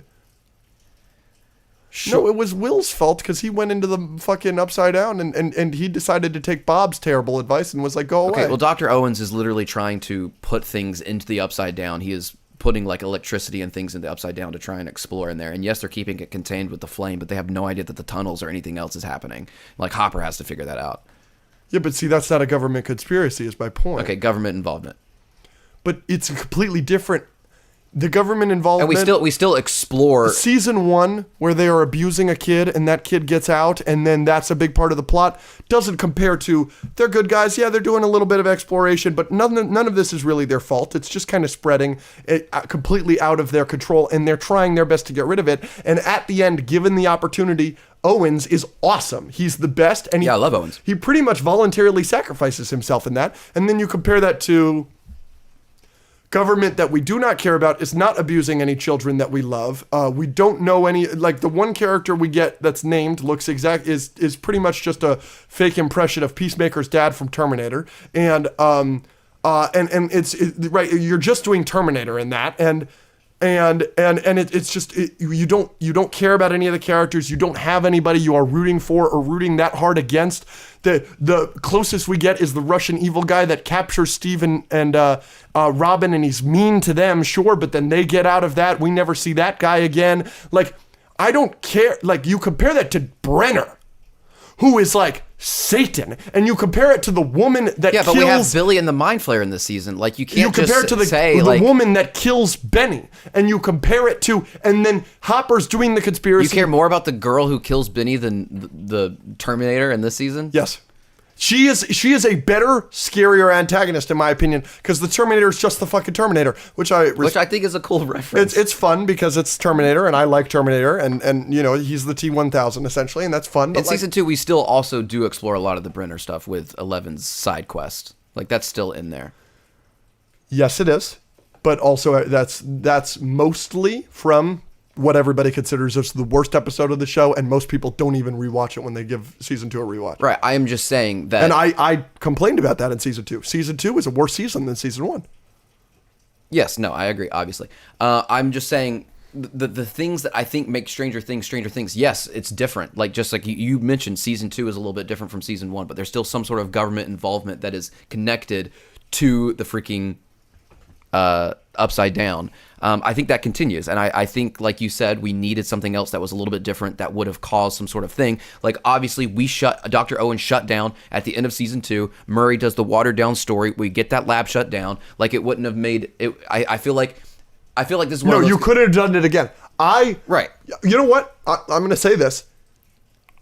I don't know if you could have done the explanation for the weird stuff going on in season 3 better. But because of the ending of season 2, you were your hands were tied. It's kind of the Force Awakens Last Jedi thing. A lot of people did not want Luke to be on that island of his own accord. But what, you're going to explain that what, he was blackmailed into being there? Like, how would you have explained why it took a treasure map that took all of the plot of Force Awakens to get to him? Yes, well, I think the decision to make Luke basically Yoda and make him lame is way worse than having Russians in Stranger Things. I'm not saying that, but the ending of season 2 was they've closed the portal. So I said to you, I was like, I don't know where the fuck they go here. You have to do something big to reopen that portal, to reanimate the Mind Flayer, everything. So what you do, Russians, that makes perfect sense. I didn't think any of them were entertaining, except for Alexei. If there were more Alexeis, I would have loved that aspect of it more. But why do you need like a Russian character? Because I would like characters to be interesting and compelling in the show. You've got 20 of them. But guess what? All of them are interesting and compelling in season 1. I can't name one that isn't. All of them are. And the more characters you add in to add more storylines that I do not care about, yes, brings down the show down because you're spending more time with people I do not give a fuck about. That Russian asshole that was torturing Steve and Robin in the Russian lab, I couldn't have cared less about him because he wasn't an interesting force. Yes, he was torturing them. Yes, he drugged them. It created things that were interesting with characters I actually care about, like Robin, a new character you established in this season that I love. But overall, if you add 50 new characters, which they don't add 50, but they add a lot more. Erica, I get she's in the prior seasons, but she's pretty much a new character in this because she's in it way more. Fucking all of the Russian people, including the Terminator. You've got all of the people at the post. You've got all of the people that Billy affects. You've got the mayor. All of this stuff. You've got the mayor's assistant. All of this stuff I'm telling you about that you're adding. And the only new characters that I found interesting were Alexei and Maya Hawke's Robin. That's it. That's a problem. When you have Stranger Things season 1, every single character is interesting and compelling. Even Brenner, even Benny, who gets one fucking scene, and then you kill him. Benny is a better character than 80% of the new characters from season 3. And then the woman that kills Benny. Yes, you don't get much of her development, anything like that, but she's just an evil bitch, and she does something way more evil than the Russians do in this entire season. So no, yes, I am going to complain about that because I'm comparing this show not to just any other show. I'm comparing it to the 2 previous seasons. And if the budget goes way up, then I'm expecting a better product than I got. Okay, so I'm going to try to go back to this. I don't think every single character needs to be on the level of Dr. Brenner. I think, yes, the show continues to get bigger. They introduce more characters, and obviously, yes, you can't have every character be as interesting as Eleven or Dr. Brenner or Dr. Owens or things like that. I don't think that necessarily makes the show bad when you still have great development with the characters that we do care about, like Billy. I know you didn't like that, but like, I'm not going to complain that, I didn't know Russian guard number 2's name when we get this incredible storyline with Billy and see him being possessed and get his backstory and see his sacrifice and how that affects Max and all of that. So I think the things that make Stranger Things, government involvement, I won't use the word conspiracy, even though that's present in 1 and 3 at least. Something supernatural happening, which we get, and then the kids working on solving stuff. And Hopper kind of being involved in that. I think those 3 baselines are still very much covered and very much integral to this show. I think the Mind Flayer, I think in terms of villains, I think Billy being possessed and being a part of the Mind Flayer, which Will can sense, and that spreading throughout Hawkins is way more interesting than like the Demodogs from season 2. Like, I think that's way more compelling, and I care way more about that. I think the Mind Flayer was at its most threatening when it was the shadow in the Upside Down that Will would just see, and then he drew it. That was scarier than the actual flesh Mind Flayer to me. I think both are great, but I think literally seeing a line of possessed people walk into a basement and fall down and turn into goo to turn into this giant monster that comes out of the ground and then it's coming for us, I think is very well handled, very, very well designed, and I think it's very interesting. Like, you don't like what they did with, like, what did they do with Nancy in season 2 that you liked, if you can remember? Yeah, her relationship with Jonathan and Steve, but I think you're totally valid for being like, oh, I like that they gave Nancy something to do that isn't a boy. That's great. You're so right. You're so right about that. But yeah, I like her love triangle way more than what she does in this season. Her relationship with Steve, where she does not love him and point blank is like, you're bullshit, when she's drunk, and then they have the conversation the next day, and then they go to Murray and they're trying to solve, she's not even solving a case there, she's just trying to tell Barb's parents that her kid is dead, and then the Dr. Owens doesn't let her do that, obviously, and then they have to make it digestible or whatever, but yes, I think that that's great. And then they have that awesome conversation, which is still to this day one of my favorite scenes in the show, where Murray clocks them. I thought him clocking Joyce and Hopper wasn't nearly as good as him clocking Nancy and Jonathan, where he was like, no, you have trauma, this, and Steve, no. This is it. And then they have sex, and that's great. And I like that she cheats on him. Yeah, I'm not advocating for cheating, sorry. But like, even though I was with Karen and Billy, yeah. Dude, they were so close. I would have loved for them to have fucked. But I love that scene, by the way. I love the scene that she walks out, and she sees the dad with the kid, and she's like, I can't destroy my family. That's great. That's so good. That's better than them having sex. It is. I just, my point is, like, you're docking all of these characters. I think it's just as or more interesting, like, season 2 Nancy getting drunk and telling Steve that she doesn't like him and then cheating on him is just as or less interesting than her trying to, like, solve a mystery and dealing with sexism in the workplace and her relationship with Jonathan. No. I completely disagree. Yeah, but you can't see how someone could find that interesting, her trying to solve a case, and the I not once have I said that I have a problem with you liking this season as much as you I know, I'm just asking. I have no problem with you liking it that much. It's just, for me, it didn't do anything. Right, but do you understand how that Nancy storyline could be very interesting? As soon as you said, I like that we gave Nancy something to do that wasn't boys, I loved that. You're so right. And I agree with you. I just wish I liked it more. Right. But I just didn't care for that. I would love to talk about the positives real quick, because I haven't talked about anything positive about this season. I feel like, the party plus Max and 11, or I guess they're part of the party now, that was some of the best shit in the show. The sauna test is excellent. Them doing the detective work together, so much fun. Their rift when they break up, the stuff with Will, where Will is trying to play D&D, and they're just cared about girls, and this kid that has gone through just fucking play D&D. You feel so bad for Will. I feel so bad for Will this entire season. And you know what? Yeah, like, all the kids, they give such great performances. I find them so endearing. Yeah, we didn't really talk about Noah Schnapp's performance in season 2. I don't know if we mentioned that enough. But in season 2, Noah's amazing. He's incredible. Obviously. All these kids are amazing, but I think Sadie does a great job in season 3 and 4, obviously. But I'm very excited to see her in season 4. But those main kids, Mike, I think he was correct the entire season. Yeah, do you want to talk about Mike now? Yeah, he's just correct the entire. Mike is awesome in Stranger Things, even in season 3. Everyone was shot. I would love to go through, like, I want to make a whole, like, video essay on this. What does he do wrong in season 3? I can point to maybe 2 things. Yeah, because what is he supposed to do with the Hopper situation? Right, what is he supposed to do there? And the only other thing that he does wrong is the Will not wanting to play D&D thing. His girlfriend broke up with him 1 day prior. Lucas is also doing it, by the way. No one talks about how annoying and terrible Lucas is. Anything that Mike does, other characters do. But Lucas is very funny during those scenes. Like, that's the reason that Mike gets all the shit. Mike is correct, but he isn't as funny as Lucas. Lucas is being hilarious when they're talking, they're strategizing. When Will is really, really sad about the D&D thing. I know, but like in that scene where they're playing D&D, when the phone rings, they both hop up and go to the phone, and then they both don't want to play. I'm not saying. And then, like, as soon as Mike sees, like, if anyone out there that doesn't like Mike has acted like they've ever had a relationship or a friendship with someone where, like, you just didn't want to play a game because your girlfriend broke up with you less than 24 hours Absolutely. ago, like, you would react any differently. And by the way, all of y'all complaining wouldn't apologize 5 seconds later. Mike immediately is like, I'm sorry, let's play. Let's finish it correctly. Absolutely. He follows him out to when he's leaving and apologizes again. And then later that same episode, him and Lucas ride their bikes in the rain to Will's house to apologize again. And you're acting like Mike is this terrible friend who's annoying and doesn't care about other people. You're wrong. You're right. You're exactly right here. I completely agree with everything you just said.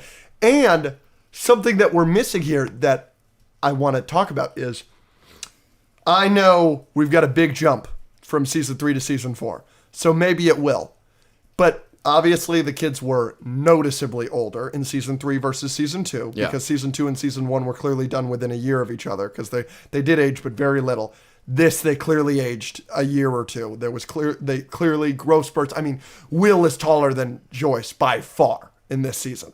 But it didn't bother me because their maturity of their topics that they were talking about matured. It wasn't D&D anymore. It wasn't so much Star Wars or nerd stuff like that. It was, we're going to scary movies now, like Dawn of the Dead, when they sneak into the movie theater, and they're talking about girls. Like, so yeah, they look 16 now, even though they're written to be 14 or 13 or however old they're supposed to be right now. Yeah. They look 16, but it didn't bother me because they're talking about shit that I talked about when I was 16. Yeah. I'm sure it's going to bother me in season 4.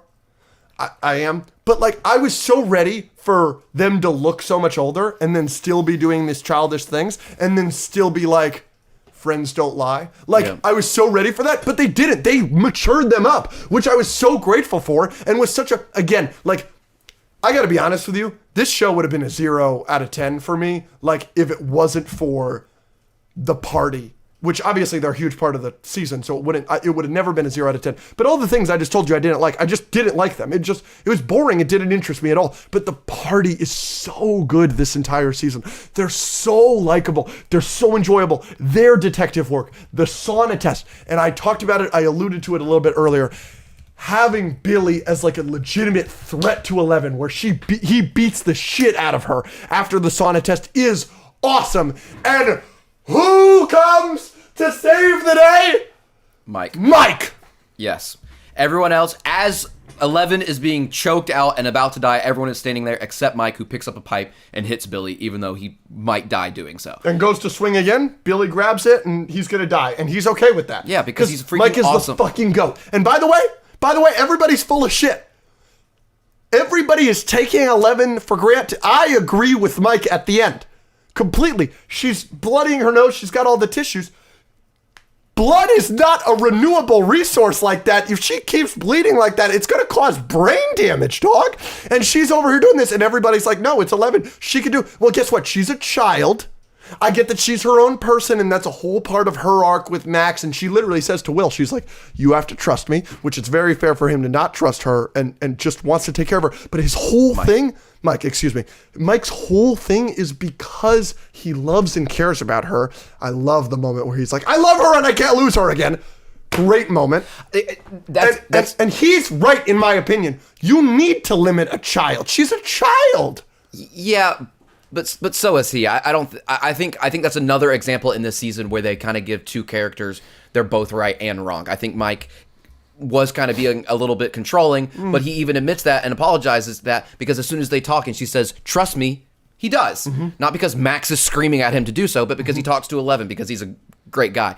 But that's another one where like Max, where 11 probably had the right to break up with him because he was being weird, but Mike had the reason because Hopper was being weird to him, and them spying was bad, Mike lying was bad. Why we're singling Mike out of all of these people? No, it's bizarre to me. It's so weird. But it's because Lucas is really funny. I'll give you an example. One of my favorite scenes was when they're at the hospital and she does the vending machine to get the food. And that was an olive branch. That was an olive branch. And Mike goes, a what? And Lucas goes, that's hilarious. It is. It's because Lucas is so funny this season. Yeah, but that doesn't make Mike annoying. But that's another scene. That's why Lucas gets the pass, I think. It's because Lucas is so funny. Mike was being a little controlling, but he's also right about using her powers. And Max is right about Mike being a little too controlling, but probably isn't right about abusing 11's powers to like spy on them. So another great example of the writing, in my opinion. I loved that it's spin the bottle to spy on somebody, and she spies on Billy, and that's how they get involved in the conspiracy. It's all great. And Will being like, he's back, that's so good. That's all so good. Like, that is all excellent in season 3. All of it is so good. And them at the mall with the mind flare, and we're throwing things, and he uses the wrist rocket, which I love, and everything, and they're trying to get out through the gap, and this and that. It's all so fire. Yeah, any other positives? Robin and Steve have one of the best relationships in the show. Steve is still one of my favorite characters, and Robin is probably top 5 now, maybe pushing top 3. I don't know if she continues to be great. I loved everything about her in this season. I found her enjoyable. I found her funny. I found her likable. And her involvement in the plot all made sense. I love when this show doesn't baby the characters. I want everybody to know what the fuck is going on. I hate the subplot of I don't believe you, what you're talking about. So, and Maya Hawke is with it immediately. Yeah. Robin is with it immediately. I like that so too. I really enjoyed that. That was, and how many children are you friends with? Hilarious. Like little lines like that like I just watched the show for the first time. I haven't rewatched it, and I'm quoting so many things from this show. So that was great.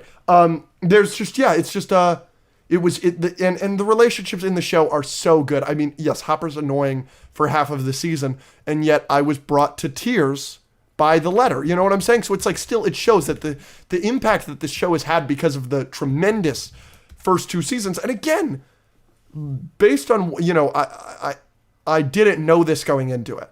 But I've now seen a lot of comments that predicted, based on my review of season 2, that I wouldn't like season 3 or that season 3 would be my least favorite. I don't know how those people sleuthed that out. I thought the same thing. But I'm commending the hell out of y'all. But all of those people also say that I'm going to just adore season 4. So I'm very excited for that. I don't think it'll be your favorite. I think you'll be I think I'm going to be a one guy forever. But like... Yeah, for sure. But 4, I'm so excited for. And I will say... something that I think could have made season 3 more compelling is if I knew more about the Mind Flayer's personality. I know that's kind of a weird thing to ask, and I'm not asking for it. I'm not docking any points because we don't know. But all we know about the Mind Flayer, he likes it cold, this, that. And I get that he's like an evil presence, but then he's just a monster at the end. I'm not sure. With Vecna in season 4, I assume he's the big bad of season 4 based on the fact that he's right here. He's going to be able to speak. Like that, I'm so excited for, because I'm going to like get something out of a Stranger Things villain. Because so far it's been a Demogorgon, Demodogs, Mind Flayer. None of those things can speak. Yes, Billy spoke through the Mind Flayer, but he would just be like, he made me do it. I don't have motivations. I don't have any way to connect to the Mind Flayer at all. I'm so excited to see Vecna now because I'm going to be able to connect to him a bit. Very excited. I'm very excited for season 4. I'm starting it today. Yeah, I'm a little over halfway with season 4 on my rewatch. I think there are a lot of positives in season 3. Obviously, Robin is a big one. Robin and Steve, their relationship is a big one.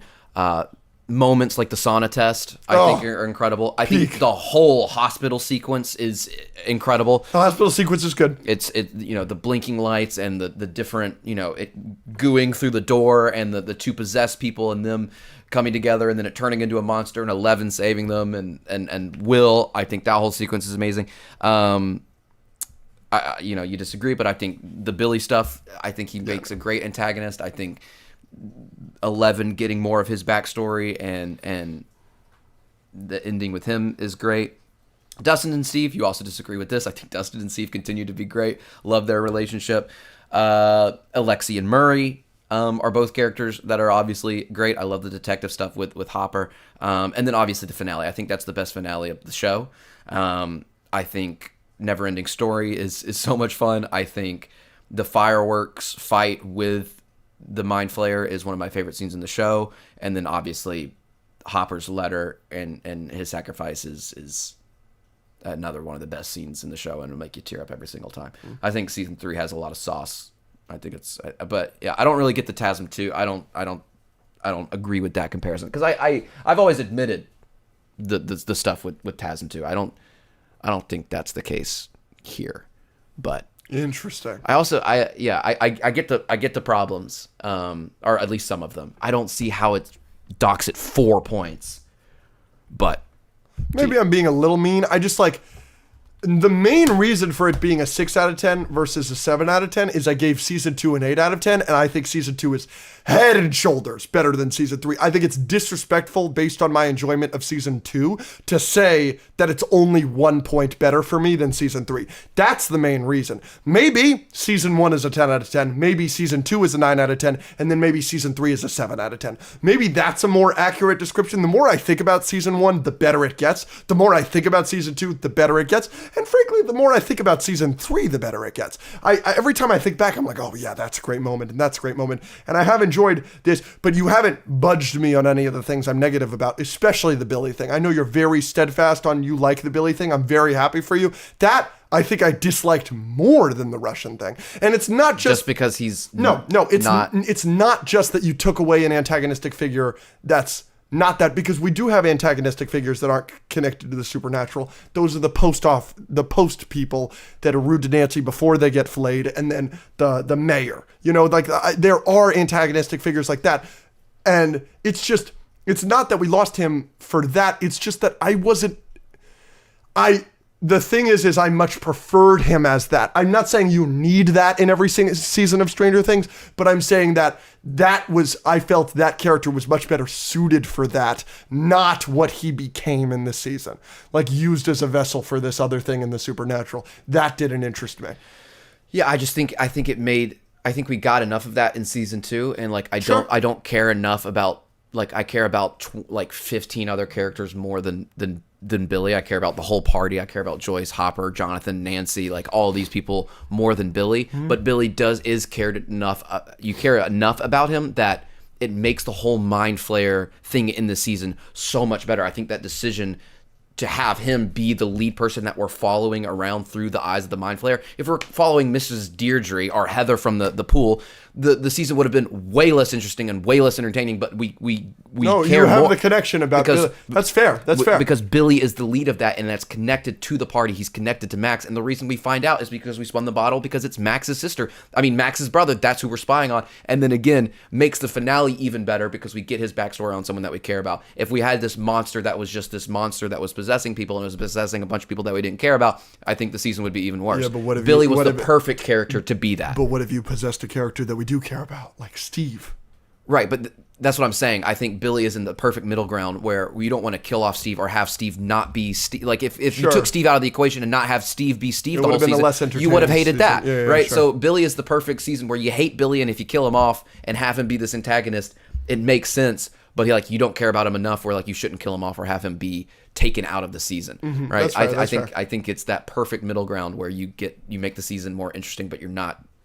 Yeah, so maybe it's just the possession thing I didn't like at all. But it does make sense because he did it to Will. Again, I have no logical issues with season 3. I want to make that clear. I think that everything they did made sense in the universe. Obviously, for predictions for season 4, I know that Hopper's alive. I assume he's in Russia. I'm sure he's the American they speak about in the post-credit scene. I'm sure they did that because they weren't sure if they could get David Harbour back for a season 4. Obviously, they did. I know that he's in season 4. I know that he's in season 5. So I'm excited to see his reunion with Elle. I think that's going to be great. Yeah, it is going to be. I think there's a lot that you can like in season 4. I think there's a lot that you might not. So, I was shocked to hear this. Unfortunately, this was spoiled for me this week. I thought Running Up the Hill was the finale of season 4. So when I found out this week that was in episode 4. That's crazy. That changes my perspective. I don't think I know anything about this show then. You know what I'm saying? I've always pretty much known for a fact that was the finale of the show. So now I'm going in with all these questions. How the fuck are you going to do that all the way to episode 4? There's so much less I feel like I know now going into season 4. So I'm very excited for season 4. Well, you got to get to work. It's by far the longest season. I know. You keep telling me that. So I'm going to get to work on it literally right now. Look, I think the first 2 seasons have been a glass of water, and we didn't really have one this episode except for the Mike thing. I'm loving that. He's the best character in the show. If you switched up on Mike, this episode would have been way less fun. But the fact that we can stand here in solidarity and say "frick you" to the Mike haters, no, it's ridiculous. I think he's the best character in the show. I'm not mad at it. He's probably my favorite. He's just so good. I love him so much. Yeah, I mean, I don't have him over Hopper, Joyce, Steve, fair. 11, but he's probably top 5 for me. Let me tell you another positive about 11. I was a little weirded out at the end of season 2 because I was like, up here, she's not at the same level as he is. They mature her a lot off screen. They give her a whole character arc where she's going off with another girl to learn, which not is great. Be with Mike. And guess what? Because he's so great at the end of the season, she's learned, she's grown, but they still work. Exactly. And so I loved that. I loved that you did that off screen, and she's learned a lot, so she talks a lot more like a normal human being, but you still have the bitchin' moments. You still have the I dump your ass. Like, you still have shit like that, where it's like, it does remind us it's 11. Yeah. So I really enjoyed that. 11, this was my favorite 11 season by far. She's great. Yeah. On to season 4. Love y'all. Mwah. Mwah. Stranger Things Part 4. Here are our scores for Stranger Things Season 4. Out of 10, 3, 2, 1. 9.5. You know me. 8.5, maybe 9. Maybe Yeah. I could be convinced to 9. It's gas. It is a clearly worse season than Season 1. I may like it more than Season 1. It's just more fun.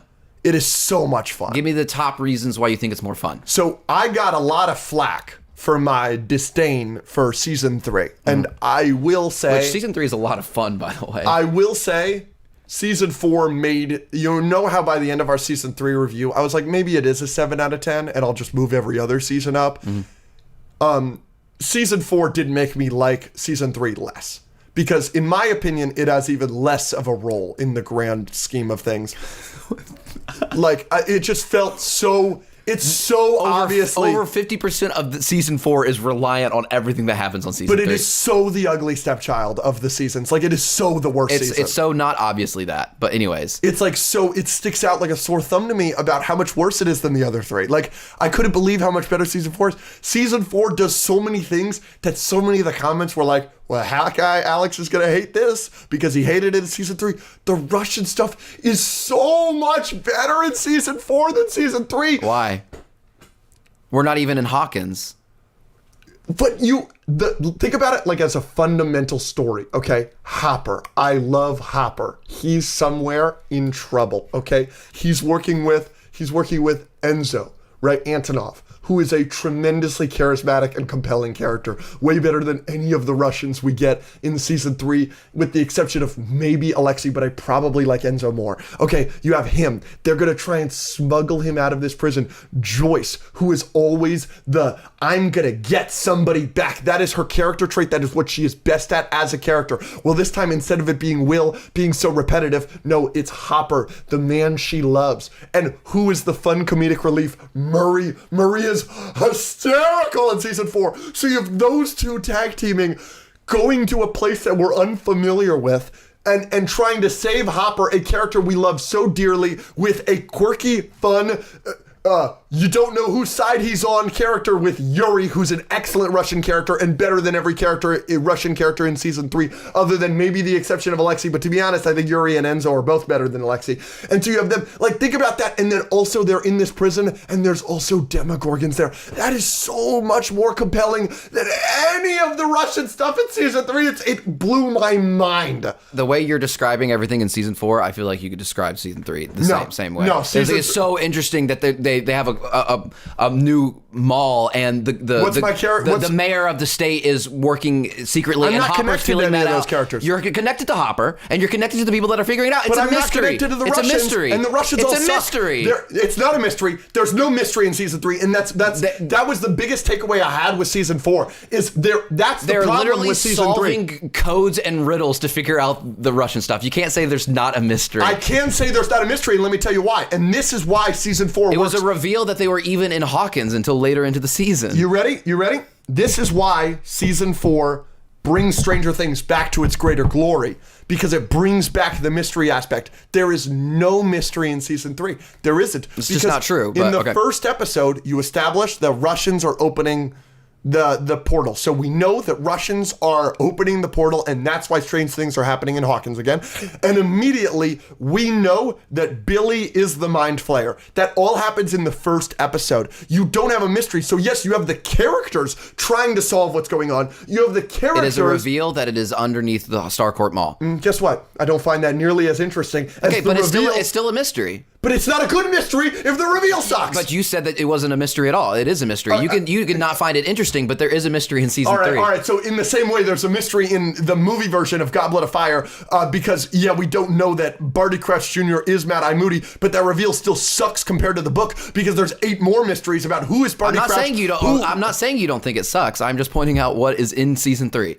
That is the problem with season 3 is the lack of a good mystery then. I'll give you, sure, if you want to call that a mystery, sure, it's ass. Sure, I think the reveal gets a lot of people. I think Rachel watching the whole thing had no idea that the Russians were in Hawkins. Yeah, but who cares that and by the way, you find out that they're in Hawkins in episode 5. Okay. So where's the mystery for the rest of the season? I didn't say there was one for the rest of the season. So exactly, that's why it's the ugly stepchild of this of the seasons of Stranger Things, because every other Stranger Things season has like a really compelling good mystery. Don't you find out who Vecna is in episode 6 or 7? So what's the mystery in 7 and 8? Yeah, there's no mystery in the last 2 episodes. Congratulations, there's no mystery in the last 2 episodes of any of the seasons of Stranger Things. Right, and I think that's very nitpicky to say, oh, well, we had a mystery for 4 episodes instead of 5. Well, you know what I mean? I like my mysteries in Stranger Things to be awesome, and nothing about the mysteries in Stranger Things. I think the magnet awesome. falling. I think Joyce and Hopper going to the mayor's office and figuring that out. I think watching Dustin, Robin, and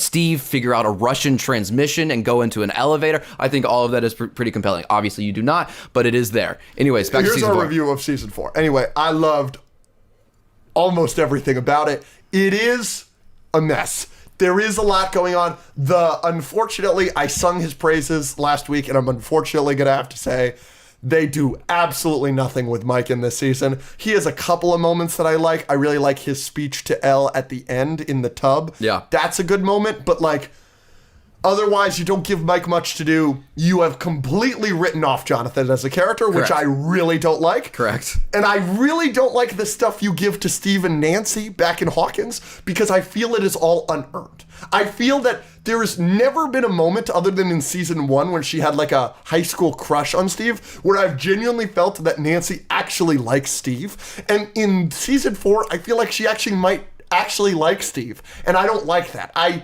much prefer her and Jonathan, and I get that like the fans probably online like Steve better because Steve is just hotter than Jonathan, which is fine.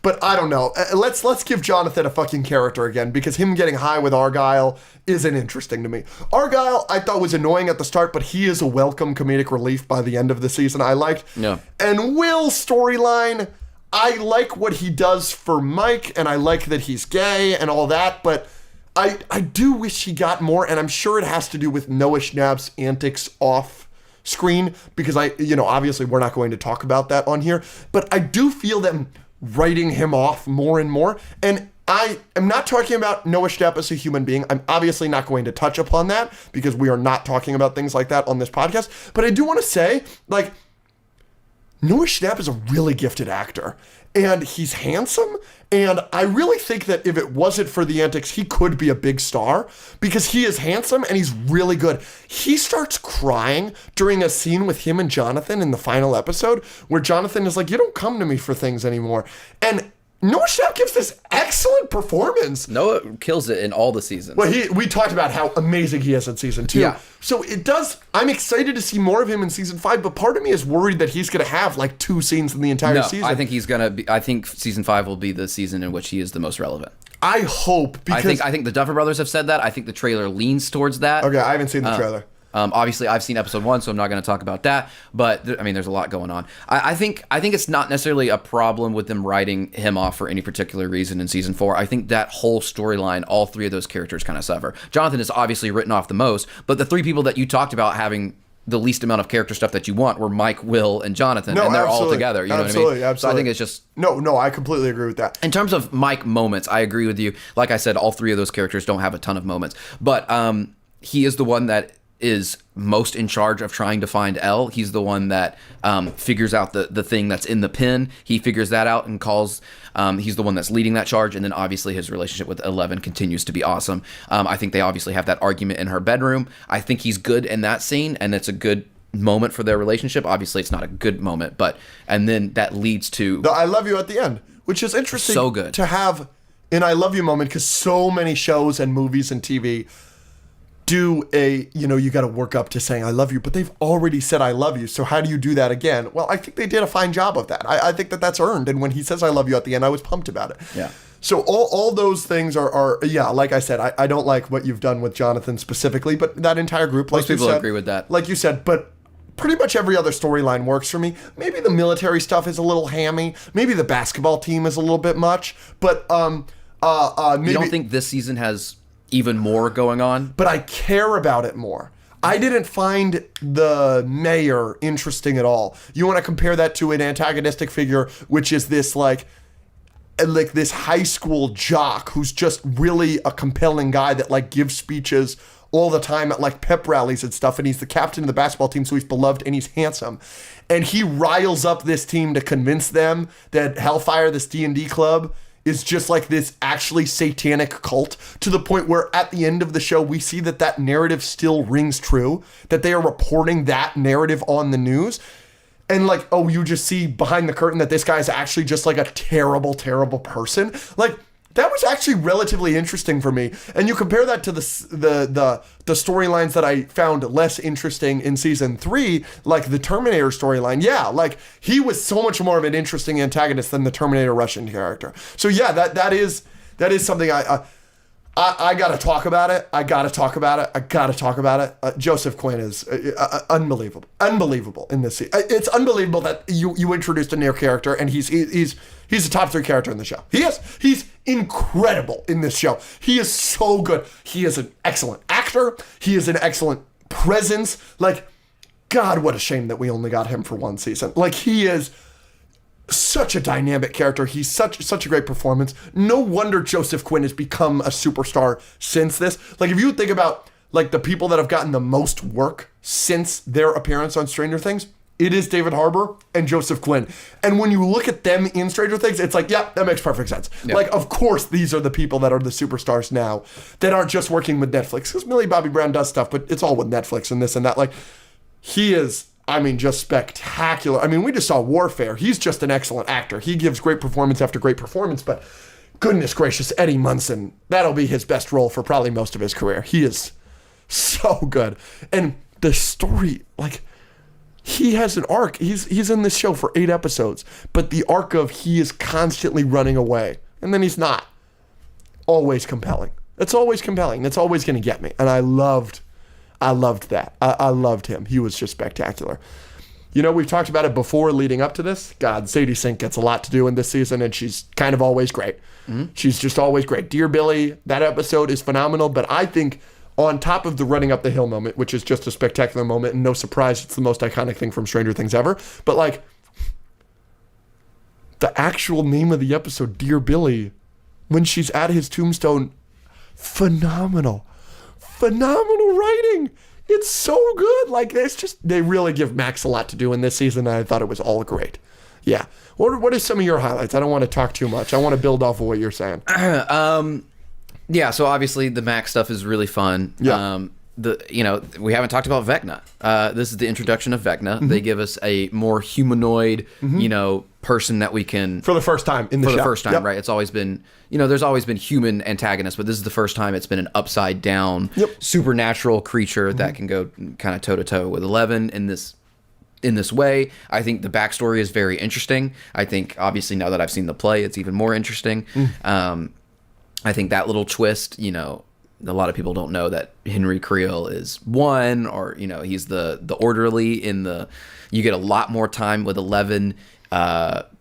That storyline is a little like you kind of sideline 11 just to give her more backstory. It's kind of like what they do in season 2, where like she's not really doing anything except explaining what happens in the lab, which is important. Maybe it goes on a little bit too long, but I think the episode where Vecna is finally explaining to Nancy actually everything that's been going on is really good. And the whole season you're just wondering, 11 freaking murdered all these children. They have you thinking that the whole time, and then you find out that she killed the person who killed the kids, basically. So yeah, I'm very interested to see what they do with Vecna moving forward. Is he the one in control? Is the Mind Flayer controlling him? And then the Stranger Things stuff that I always love is everyone doing their part, and it all working together. Joyce and Hopper in Russia going back to, kill the creatures that are in the jail because they think that will help 11. 11 getting in the bathtub to do a mind fight to help Max, who's in Hawkins. Them in Hawkins with their little plan to light up lights while Nancy goes into the Upside Down and Lucas is with Sadie to awesome draw plan. them out. It's such a good plan. And they've got the shotgun in the fire, and it all works together. And then, of course, our goat Mike literally giving 11 a speech about how and why he loves her, whether she's a superhero or not, which helps her defeat the villain. My goat, love their relationship, love Maleven. Maleven, dude. Yeah, it's really, really good. So, and Hopper also has some great moments. He's going through it. When you finally get Joyce and Hopper making out, you're like, finally. But then his little speech about his daughter and his reveal about, like, he took a chance to have the daughter, and that because of what... That was awful. Yeah, awful. That was awful. And then the reunion with 11 and Hopper. I loved it. I loved the reunion between 11 and Hopper. I wish there was a little bit more. Yeah, I think they stretched some stuff out in that last episode, which I think kind of takes away from moments because they just make them so long. I think the last episode could be a little bit shorter, to be honest. Yeah. So I want to touch on a couple things that you just said. But the biggest thing I want to say is Stranger Things Season 4 is the season I knew the most about going into it, because not only because as I've been watching the seasons of Stranger Things, have people been commenting, oh, Hat Guy's going to love this in Season 4. Right. So I knew there was going to be some Russian plot. I knew there was, shit, So I knew the most going into this season. I talked about that a little bit on our Patreon episode that just came out Friday, how my theory about Chrissy wake up, and you thought that was super funny. I knew Eddie was going to play a song at the Upside Down in the final episode. I knew he was going to die. Metal, by the way. I knew Running Up the Hill. I knew music. Kate Bush was going to save the day. I knew Max was going to be fucked up, but I knew she was also not going to die. So I knew a lot. But I would say the thing I knew the most about is one of your biggest videos, trivia videos ever on TikTok, is a basketball trivia video from Stranger Things, where they say, who's in this picture? And it's the orderly from Hawkins' lab with blood on his shirt that you imitated at the premiere. Yeah. And you make the shot and you go, Vecna, a.k.a. Henry Queel, a.k.a. 1. And so, because for whatever reason... By the way, he has another name. Sure. His name as an orderly is also a different name. And I never knew that until, literally yesterday. Interesting. So, I knew... That for whatever reason, that was burned into my brain, that super hot guy was Vecna underneath the makeup, because I knew what Vecna looked like, because Vecna, everybody knows Vecna. So you just talked about the Hawkins lab stuff being stretched out a little bit, but because I knew where it was going, and I knew that was Vecna's origin, that was one of my favorite things in Season 4. Because I was so on edge, because I knew it was going to be Vecna killing all those kids. Yeah. And I was so on edge to how we were going to get there.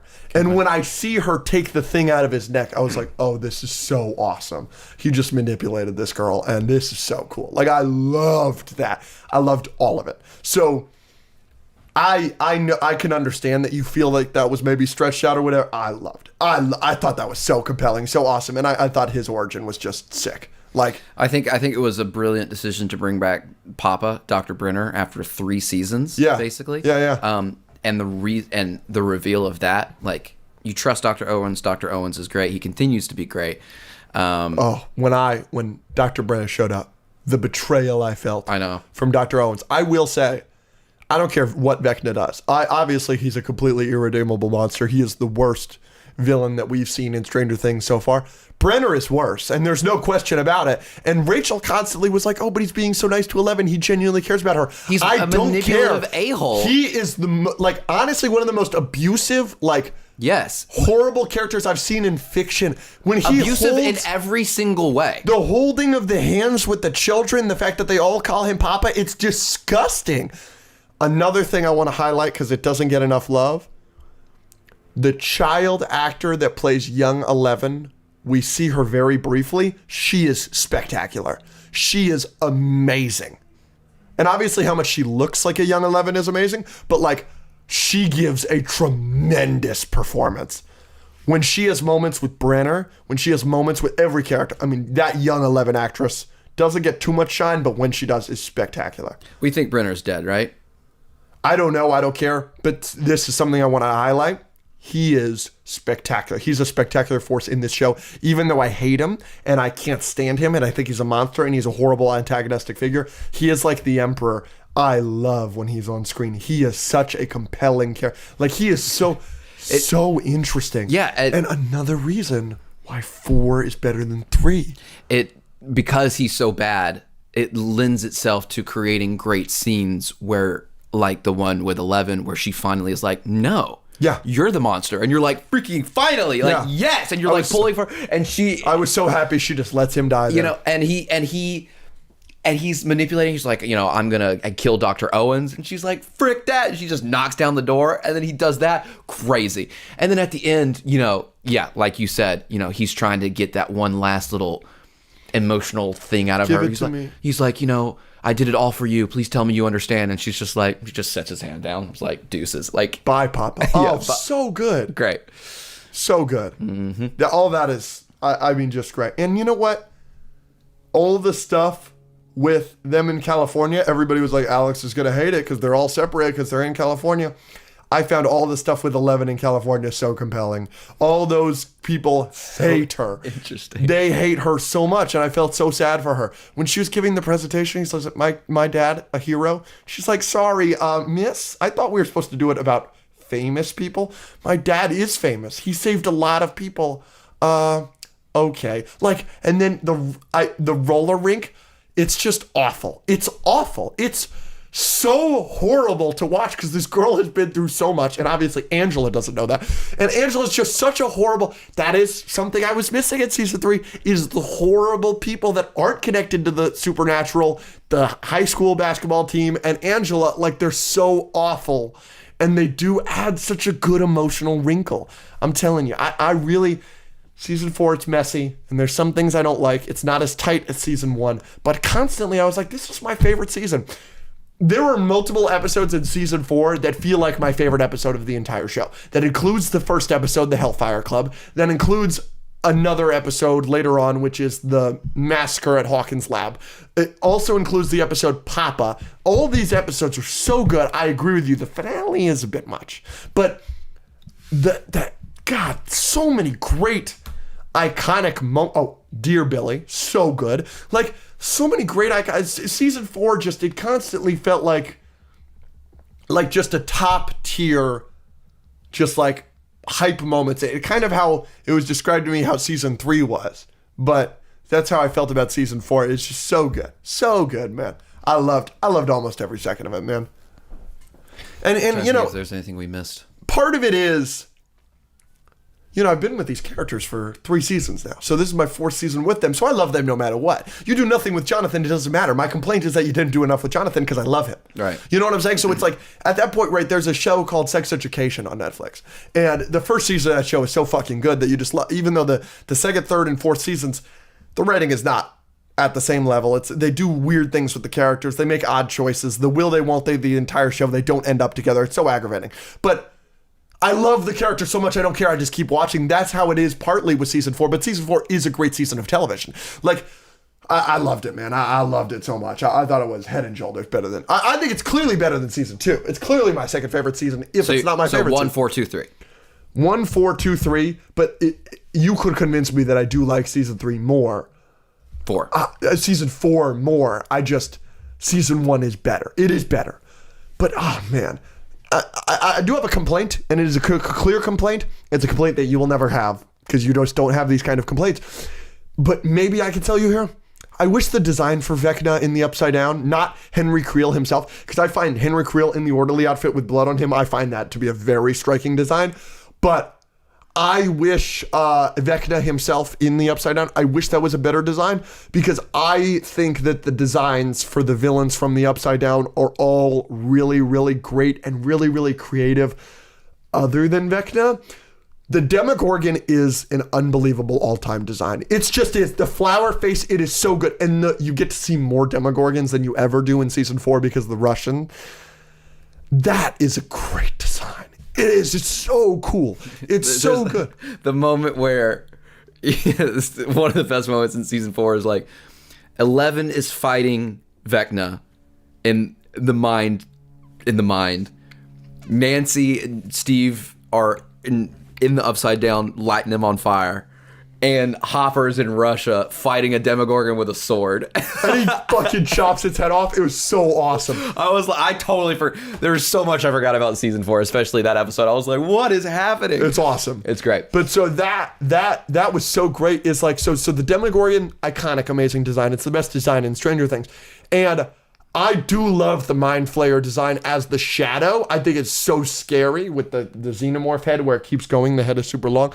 I liked the Mind Flayer flesh version less, but it's still a really cool design. And I am disappointed by the Vecna design, which is just human with vines essentially and one scary hand. I really like the scary hand. Maybe give him some horns. Maybe do something more interesting. He's just kind of a testicle head.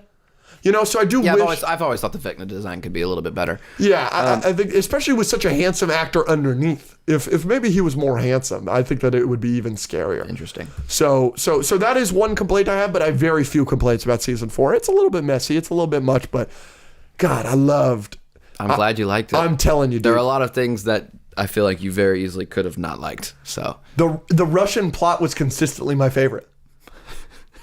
But it's so much more compelling. It's a get our friend out of this place plot. And that's so much more interesting to me than, what? We got Russians. Oh. I was like, they're there. They're underneath us. Didn't do it. Creating a portal that is letting the Mind Flayer loose and is part of our government covering it up. We're all figuring it out. Yeah. That wasn't my favorite. It's pretty interesting. Okay, so now we can move on to things you are hoping for in season 5 or think are going to happen. I really kind of don't want them to kill anyone. Like, they're going to kill people. I know, but like I don't want Steve to die. And the crazy thing is, it literally could be anyone. Like, no one is safe. Not a single character. Name a character, they could die. Will, I think, is safe. But there's so many people that don't think he's safe. I know, but I think he is the safest of everyone, to be honest. I thought that because of the internet, but I'm telling you, dude, like even the moment with Joyce and her kids at the end, and they've been completely separated the whole season, but it's just, that's the heart of the show, is Joyce's love for her kids. Yeah, so Joyce might die. You can't, that's fine. I don't want her to die, but I'd rather her die than a lot of people. You can't kill Jonathan. Don't kill Jonathan. Please don't kill Jonathan. Don't kill Nancy. Don't kill Mike. 11. Yeah, 11's probably the least safe, and I think I'd be the most fine with her dying. But I don't want you to do that to Mike. I know. Don't do that to Mike. I know. I guess you could kill Dustin, but Dustin needs to take care of the boys because Eddie told him to take care of the boys. Oh, I cried multiple times in season 4. This was my first time crying since season 1, but I cried multiple times in season 4. I don't want you to kill anyone, dude. So, Dustin, for example, are there any... Lucas and Max are the best relationship in the show. Sorry, not sorry. I love Mike and 11. Lucas and Max, they're the best. You know, she drew him at the movies holding like a little popcorn bucket. His Funko Pop he's holding for season 5, he's holding popcorn. And they have not released the Max figure yet. I know, you said that. I know. So, yeah, so and now, good. you know, they've all gone through a lot. She's blind. She's blind as fuck, yeah, right? I'm telling you, she's freaking Madam Web. I think she's going to have some sort of power, and she's blind now. Fun. Yeah, I don't know. She's got a power because 11 brought her back to life. Right. Oh! I don't want to talk about deaths because I don't want anybody to die and I don't even want to think about it. There are questions I want answered. I want to understand why 11 is stronger than the rest of the kids and why Vecna and Papa know that. Okay. Because all the kids were killing her in the flashback scenes that you felt were too long. So she wasn't like her full potential then. But Papa treated her differently than everybody else. And Vecna knew. He was like, you are stronger than everybody else. You know that. Papa knows that. That's why everybody is scared of you. That's why Papa wants you to die when he's manipulating her. So He could just be lying.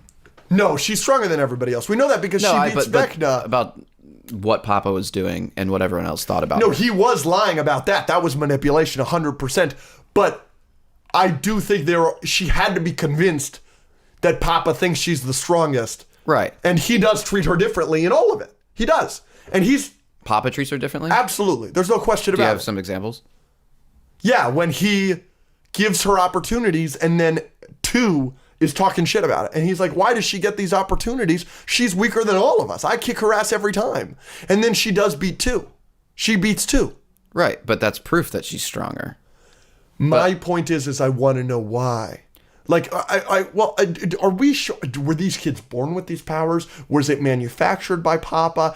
That's also something I kind of want to know. But Well, they kind of allude to that in season 2. Her mom signed up for like an experimental thing, and she was pumped full of drugs, and then had a kid immediately after. oh, okay. So they are manufactured. The kids are manufactured. I think so. Yeah. So I want to know, does she have some ability on top of being manufactured? I'd be interested to know about that. She is stronger. They make multiple lines about her being stronger than every other kid. I want to know why. That's something that's important to me. I think there are a lot of like characters that are the most powerful, and that's just because they are, or you know. I'd be disappointed by that, I think, but maybe not. I don't know. We'll see. God, Vecna is so good. Such a compelling villain, man.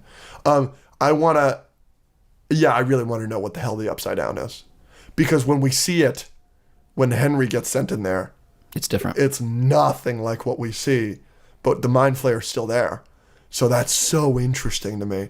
Why is it Hawkins? And why is it Hawkins the day that Will went missing? That's so fun. That's so fun. And you've seen the first 5 minutes of... I haven't. Oh, well, you need to watch it now. I'm going to watch it. I think I'm going to wait until the episode releases then. Yeah, that's fine. It's windy. It's Vecna. It's Vecna. But so I'm so excited. I am so excited for season 5, and I'm so excited to review it with you. I do have a quick thing that I want to do with you, if you don't mind. Okay, I mean, I still have some... Go ahead. I know, but it's a quick thing. And then we can go do whatever you want to do. I've got a thing I want to compare. Well, this is a podcast about horses, and this is a podcast about docking. But most importantly, we are a podcast about superheroes. Stranger Things isn't really a superhero show. So I wanted to compare each season of Stranger Things to a superhero project for our audience to understand. And I think that everybody would agree with this. I'm going to start with the latest one. I'll start with season 4. I think that season 4 of Stranger Things, if I was to compare it to any superhero project, maybe I would go Infinity War, maybe I would go Endgame, because it's a hodgepodge and there's a lot going on, but it's still awesome stuff going on. But I actually think a better comparison is a project you don't like very much, which is I'm going to compare it to Zack Snyder's Justice League. And it's because I think there are probably too many plot lines with varying stakes. But overall, it's very fun with a great conclusion. And it does match the tone of the rest of that universe, but just increases the scale and stakes tremendously. But like, for example, like in Zack Snyder's Justice League, you have the Martian Manhunter scene with Lois Lane where he goes as Martha Kent trying to convince Lois Lane to like get back to the, land of the living or whatever. You don't need that scene, objectively. Doesn't need to be in there. Doesn't matter. That reminds me of some of the scenes in season 4. And then also like, Zack Snyder's Justice League is 4 hours. It's too long. There are a lot of episodes of season 4 that are really stretched out. Like we just talked about the finale, but overall it's great and it's a lot of fun. And like that Flash scene is all time from Zack Snyder's Justice League, just like there are multiple scenes like Eddie playing the song that are all time scenes for Stranger Things or Running Up That Hill. So I absolutely feel that would be an apt comparison. I've already told you, so I'll be quick. I think that Stranger Things Season 3 is a lot like TASM 2, right? It's extremely messy fun. Both this season and TASM 2 shove way too much shit in their runtimes. And so much so that they prevent themselves from reaching the standards of even the worst in that franchise, right? I feel that TASM 2 is easily one of the worst Spider-Man movies, just like I think that Season 3 of Stranger Things is the worst in that season. But there are highs that do make it a fun rewatch with friends, the fireworks scene, the Times Square scene, but I've already talked about that. I talked about that last week. So now here's the new stuff that I think you'll find interesting. I think a comparison for Stranger Things Season 2, a great comparison, is Incredibles 2. It follows up this iconic all-time movie, all-time season of television. Despite being a clear step down from the original, Incredibles 2 and Stranger Things Season 2, they both capture a lot of the essence of what brought them their popularity in the first place. They also introduce fun new wrinkles, right? The Mind Flayer is interesting in the lore. You also have other heroes living. You've got, a lot of Frozone stuff. But both fall flat in some areas, like...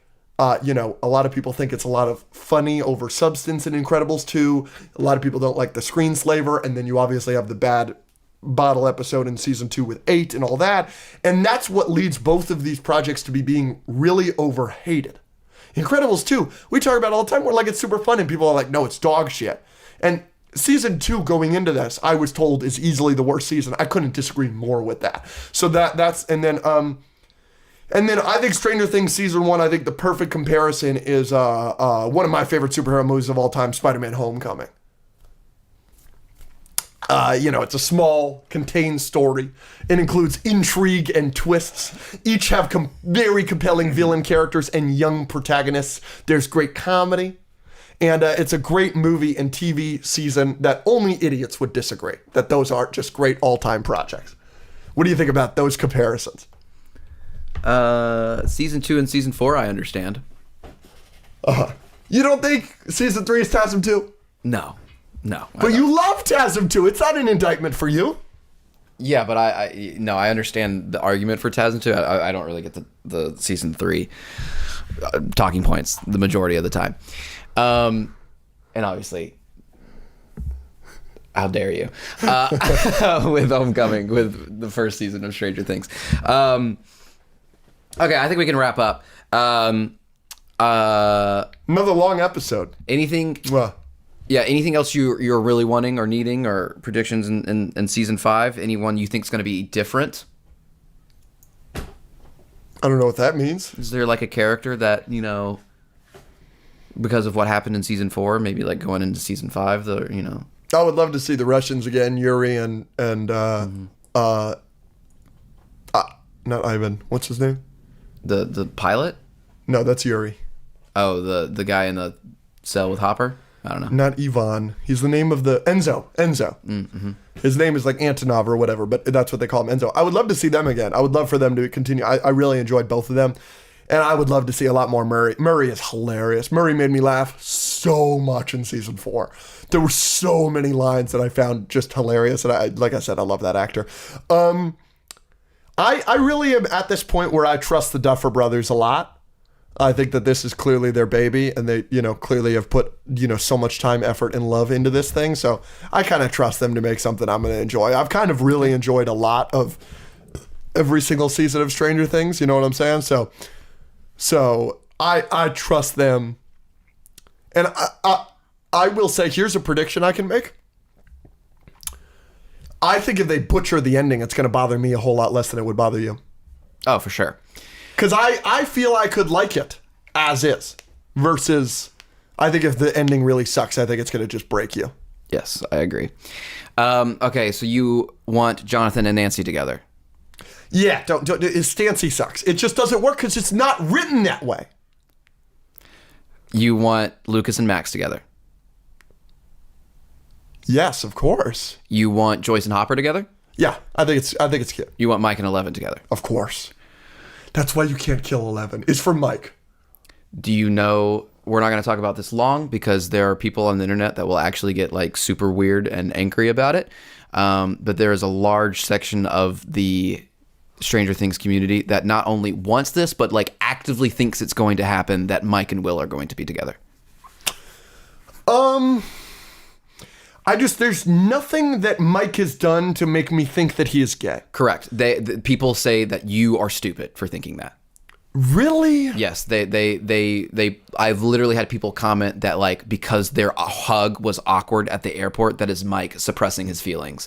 Like, interesting. I didn't do that way at all. I thought it was more because Will was being awkward because he likes Mike. Yes. And they're teenage boys that haven't seen each other for 3 months, and an awkward hug doesn't mean that Mike is in love with Will. I think Will obviously likes him, and Will is obviously gay, but I think there are a lot of people that want Byler to happen, which is Mike and Will, and I obviously think that's a stretch. I think that does a disservice to Mike and 11, and I also think that does a disservice kind of to like Will and just him being gay in general, that like two guys can't be friends. I think that's kind of weird.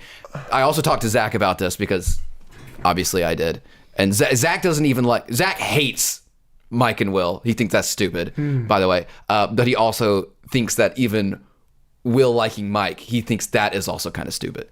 Because he was like, we're best friends. Like, I don't like you. He's like, why can't they just be?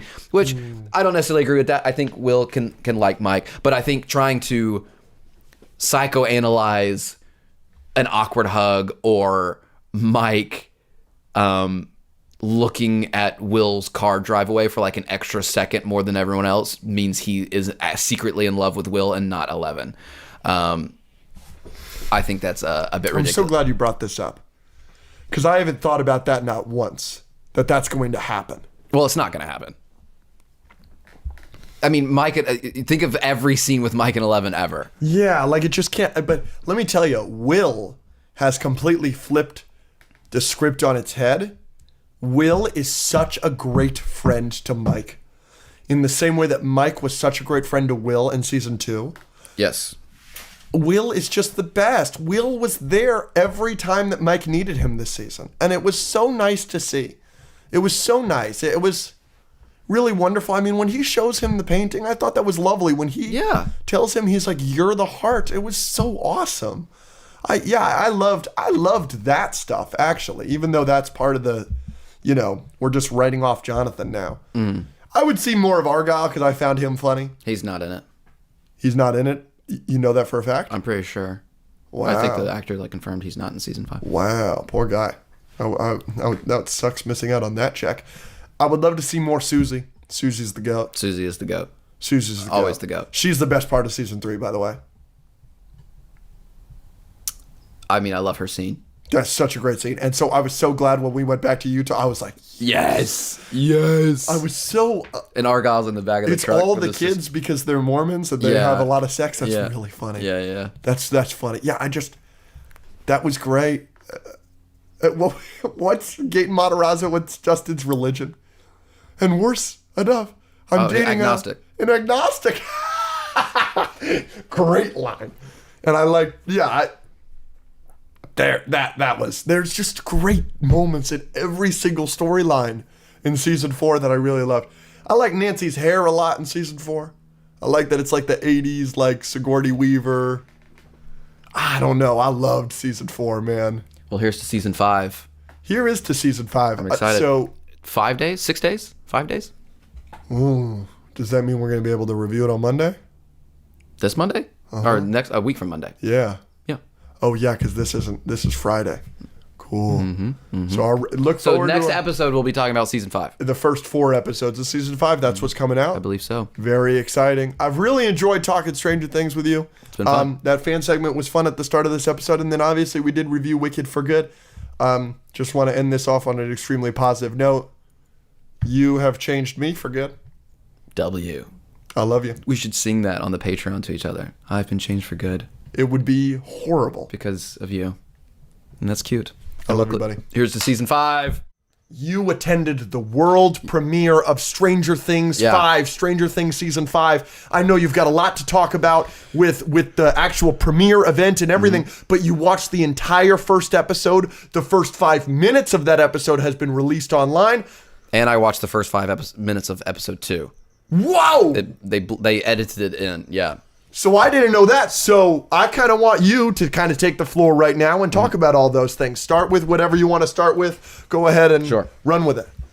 Yeah, so I attended the Stranger Things world premiere this past Thursday. We talked about it on the Patreon. You said some very kind things. I appreciate that. We cried. We might have cried. We did cry on the Patreon. It was a good episode. I was very proud of you. Yeah, I appreciate it. And I wanted to say, I said this in my post on Instagram. I've said it on the Patreon, but I'm going to say it here again.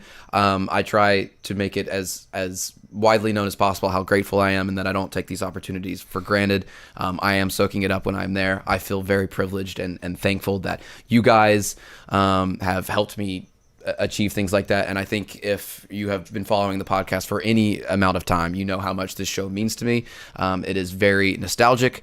Since she's in the room, I'll tell this story real quick. I actually say hi. Hi. Okay, Ashley is one of my best friends. We've known each other for 9 years. We met in our first semester of college, and that was the same exact time that this first season of Stranger Things came out. So like we met each other, and then the next month Stranger Things released, and we watched it, and we kind of bonded over it. And that's kind of been our show for the last 9 years. I've lived in Florida, Alabama, California. She's from Alabama. She lives in Ohio now. We've somehow always figured out a way to watch that show together. And whether I'm going back to Alabama or she's flying out to LA. So full circle, being able to take her to the world premiere was a lot of fun to do that with her. So Stranger Things means a lot to me. I really enjoyed it. Premiere was fun. I had a blood splattered suit, which was fun. It looked very sharp. A little outside of my wheelhouse, trying to be creative with an outfit. I've never done that before, but it was fun. I really enjoyed it. And then Did you see? I don't know if you saw it in person. Did you see Gracie cosplay's Demogorgon dress? There was two.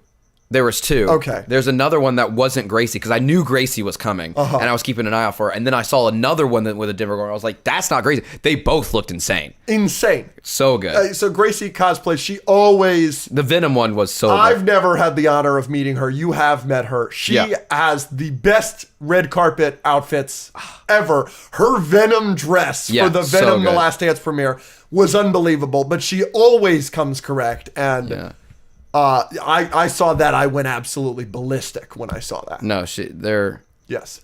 I'm trying to see if it'll pop up. Yeah, that's not her. That's somebody else. Holy shit. She was right in line with us at check-in.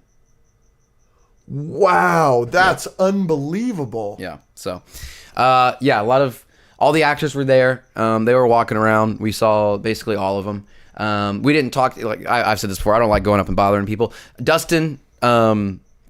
Gayton, I've met before. So I thought about talking to him, but we ended up talking to Barb because she's Ashley's a redhead and she really loved Barb first episode. So Barb was there. We talked to Barb from season 1. Nice. What else do you want to know? What else should I talk about? Well, let's start out with the 5 minutes of Stranger Things episode 1, season 5 that have been released online. Correct. Talk about that because you could talk about that in detail. Yeah, we can talk about that for sure because that is released to the public. Online. Yeah. And technically, I did not sign an NDA, but there's no way I am. No, you're not. We did a live stream for like 40 minutes the other day and did not reveal anything, basically. The first 5 minutes were insane. And the interesting thing is, Cam called it. Shout out Cam Silas yet again. A week before, she said, I think the first scene of season 5 is going to be a flashback to Will in season 1, and we actually see what's going on in the Upside Down a little bit. And that's exactly what happens. Cool. So CGI and Will, a lot of people are like, it's a little wonky. It's not the same kid. They're doing their best. That doesn't bother me. That's not going to bother me that much. But yeah, it didn't look exactly like Will. What are you going to do? He's freaking 22 now or whatever. Yeah. He was moving mad in the Upside Down. Have you seen it? No. He's like an action star. He's hiding out in Castle Byers, and the Demogorgon comes up and breaks through the wall, and he just shoots the thing. And then he takes off, and he jumps off a tree in slow motion. He's freaking Ethan Hunt in the Upside Down. So when you find Will at the end of season 1, he's in the library in the Upside Down with the thing in his mouth. Yep. Right, and they have to pull it out. Yeah. So we basically see the scene of the Demogorgon capturing him in the Upside Down and then taking him to the library. Yeah. And you have not met this character yet, but you know of them. Vecna. Yeah. Talking to Will and putting that thing in his mouth. And it's really gross. It's like it's laying eggs and it's like aliens. You know what I mean? So I thought it was a great open. And one of the big things that a lot of people need from season 5 is some answered questions. Yes. Of what exactly happened in the first season, because some things happen that aren't necessarily explained. Like, is it a Demogorgon that takes Will in the first episode? Is it Vecna? You can't really tell when you see it on the street for that split second. Yeah. How is the Demogorgon opening all these portals? Because the rule for portals later is there's basically just one, and if L closes it, like in season 2, that's it. We've never seen the Demogorgon just be able to make portals and pop out wherever they want, except for season 1, when the Demogorgon first shows up in that opening scene with Will and he has the gun, the lock starts moving like someone's using powers. The Demogorgons can't do that. How did Will survive for a week in the Upside Down? Why does Vecna need him? Why was he putting something in his throat? What babies was he trying to create? So there's a lot there. Why is Will so important is the main question. And we even see that in the season 5 trailer is Vecna talking to or about Will again, about needing him. So it is interesting that they opened with that, and I think they're definitely going to come back to it. All right. So it's very exciting. Very exciting. I So saw- was the rest of the episode, by the way. I saw in an interview or something that the Duffer Brothers confirmed that 2 questions will be answered by season 5 of Stranger Things, and it's why was Will Byers taken in episode 1, and number 2 was what is the Upside Down? Ooh, interesting. So you're already starting to explain that that's definitely where they're going with season 5, at least with that first question. That first. Talk to me about No spoilers. I almost said one. talk to me about the rest of the episode. Obviously, Sure. you just said it's awesome, but you can't talk about it much. But you have seen the full first episode of Stranger Things season 5 and the first 5 minutes of episode 2, you said? Yes. Talk about it. Obviously, you can't give me anything, but just talk about it. Yeah. So the first episode of season 5 of Stranger Things, I adored it. I love it. And the more I sit with it, the more I like it. Okay. I was trying to compare it to other first episodes, like other premiere episodes of other seasons, and I kind of went back through them. I definitely think it's better than season 3's opening episode and season 2's opening episode. Okay. Season 1 is just so perfect. And season 4 is also what happens in season 4? The season 4 opener is the one that you warned me about with the disclaimer, and then something very serious happens. Right. And I now know what that thing is because people online have spoiled it for me. Yeah. And it's been described to me as a top 3 moment in the whole show. Interesting. I think it's one of the best openers, especially if you include the first 5 minutes of episode 2. So I have 2 things to say about the first episode of season 5, which is basically, one, you see in the trailers that Hawkins is kind of quarantined and it's very different now. So the feel of the show, like I've said, season 1, 2, 3, it keeps getting like this. Season 5 does have a very different feel because Hawkins is kind of cut off from the rest of the world, or at least it looks like that. But even within that framework, I still think they keep it very Stranger Things. One of my favorite things about Stranger Things is all the kids, all the adults, all of these different pairings, all working together to do different things. Especially in season 2, Hopper and Eleven are going to do this, and the kids are going to distract it and set things on fire, and Will and Joyce, and they're trying to burn the thing out of him. So they're all doing different things to all accomplish a goal together.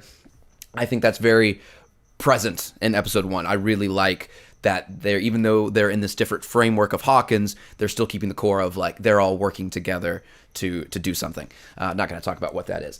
And then this is the last season. We're wondering how insane it's going to be. Everyone's talking about deaths and that it's going to be truly heartbreaking and whatever. So if we're including the last bit of episode 1 and the first 5 minutes of episode 2, they don't really hold back very much. There's crap hits the fan, and it was very entertaining. So we get a lot of exposition, a lot of intro, a lot of setting up what's going on in the first season because it's the first episode.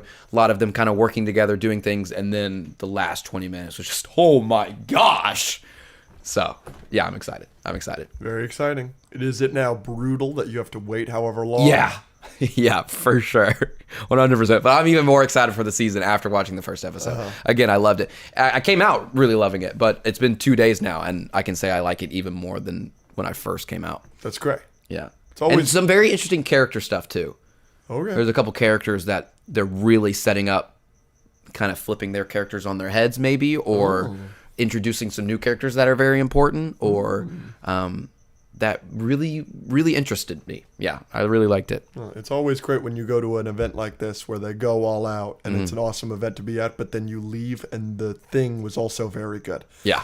Because we have had a couple of experiences where that's not been the case. Right, and we're But like, darn it. we've had plenty of experiences like Fantastic Four. That was an unbelievable event and we really like that movie, but there's also been a couple of events where we're like, wow, what a spectacle. Oh, this sucked. Yeah. Product wasn't as good as we were hoping. Yeah, so speaking of the actual event, you did post a YouTube video on your own YouTube channel, Wafellow, where you kind of you took a lot of footage at that premiere and showed everybody what it was like. Do you have any insider info for the podcast listeners or anything that you could tell us about the event that maybe isn't in that video? Maybe you could paraphrase that video for us? Sure. Yeah. So the interesting thing about Netflix, I've been to a lot of Netflix premieres, and the majority of them are either at Netflix's own theater or the Egyptian theater, which is a little bit down the street. Yeah, and it's a much smaller venue. It is smaller. This is the Chinese theater. They took over Hollywood Boulevard or whatever, and it's a 900-seat theater. So obviously, as Stranger Things, they went all out for it. It was a very long carpet. A lot of the times there are photo ops at carpets, but there's a lot of like somewhat dead space or just interview space. There was just photo ops. It was just like they recreated the radio station, and then there was a lot of. It was very elaborate. And then they had the after party at the same spot, so they just kind of took out all the cameras and all the interview stuff and put some They bars. did that for Captain America 4. Correct, and they did that for Tron as well. Gotcha. So yeah, it was cool. After party was very fun. All the actors were there. We did talk about this in the video. Ashley was in the video with me. At the after party for season 5 of Stranger Things, Noah was just like bopping around. They all had security guards. They were all with security guards, and we were just at a table like in the corner by ourselves, and Noah like runs up with a friend to like film a TikTok and like sets his phone up like you're me, and Noah's Will is setting up his phone to do a TikTok. That was kind of funny. Yeah, they took our phones, which has never been done before at a premiere, and so we had to. Well, that's 3 weeks early. Exactly. So we had to, before we walked into the theater, put our phone in a bag that they locked, and then they would unlock it afterwards. So that was interesting. A lot of good photo ops. It was fun. All right, there we go. Well,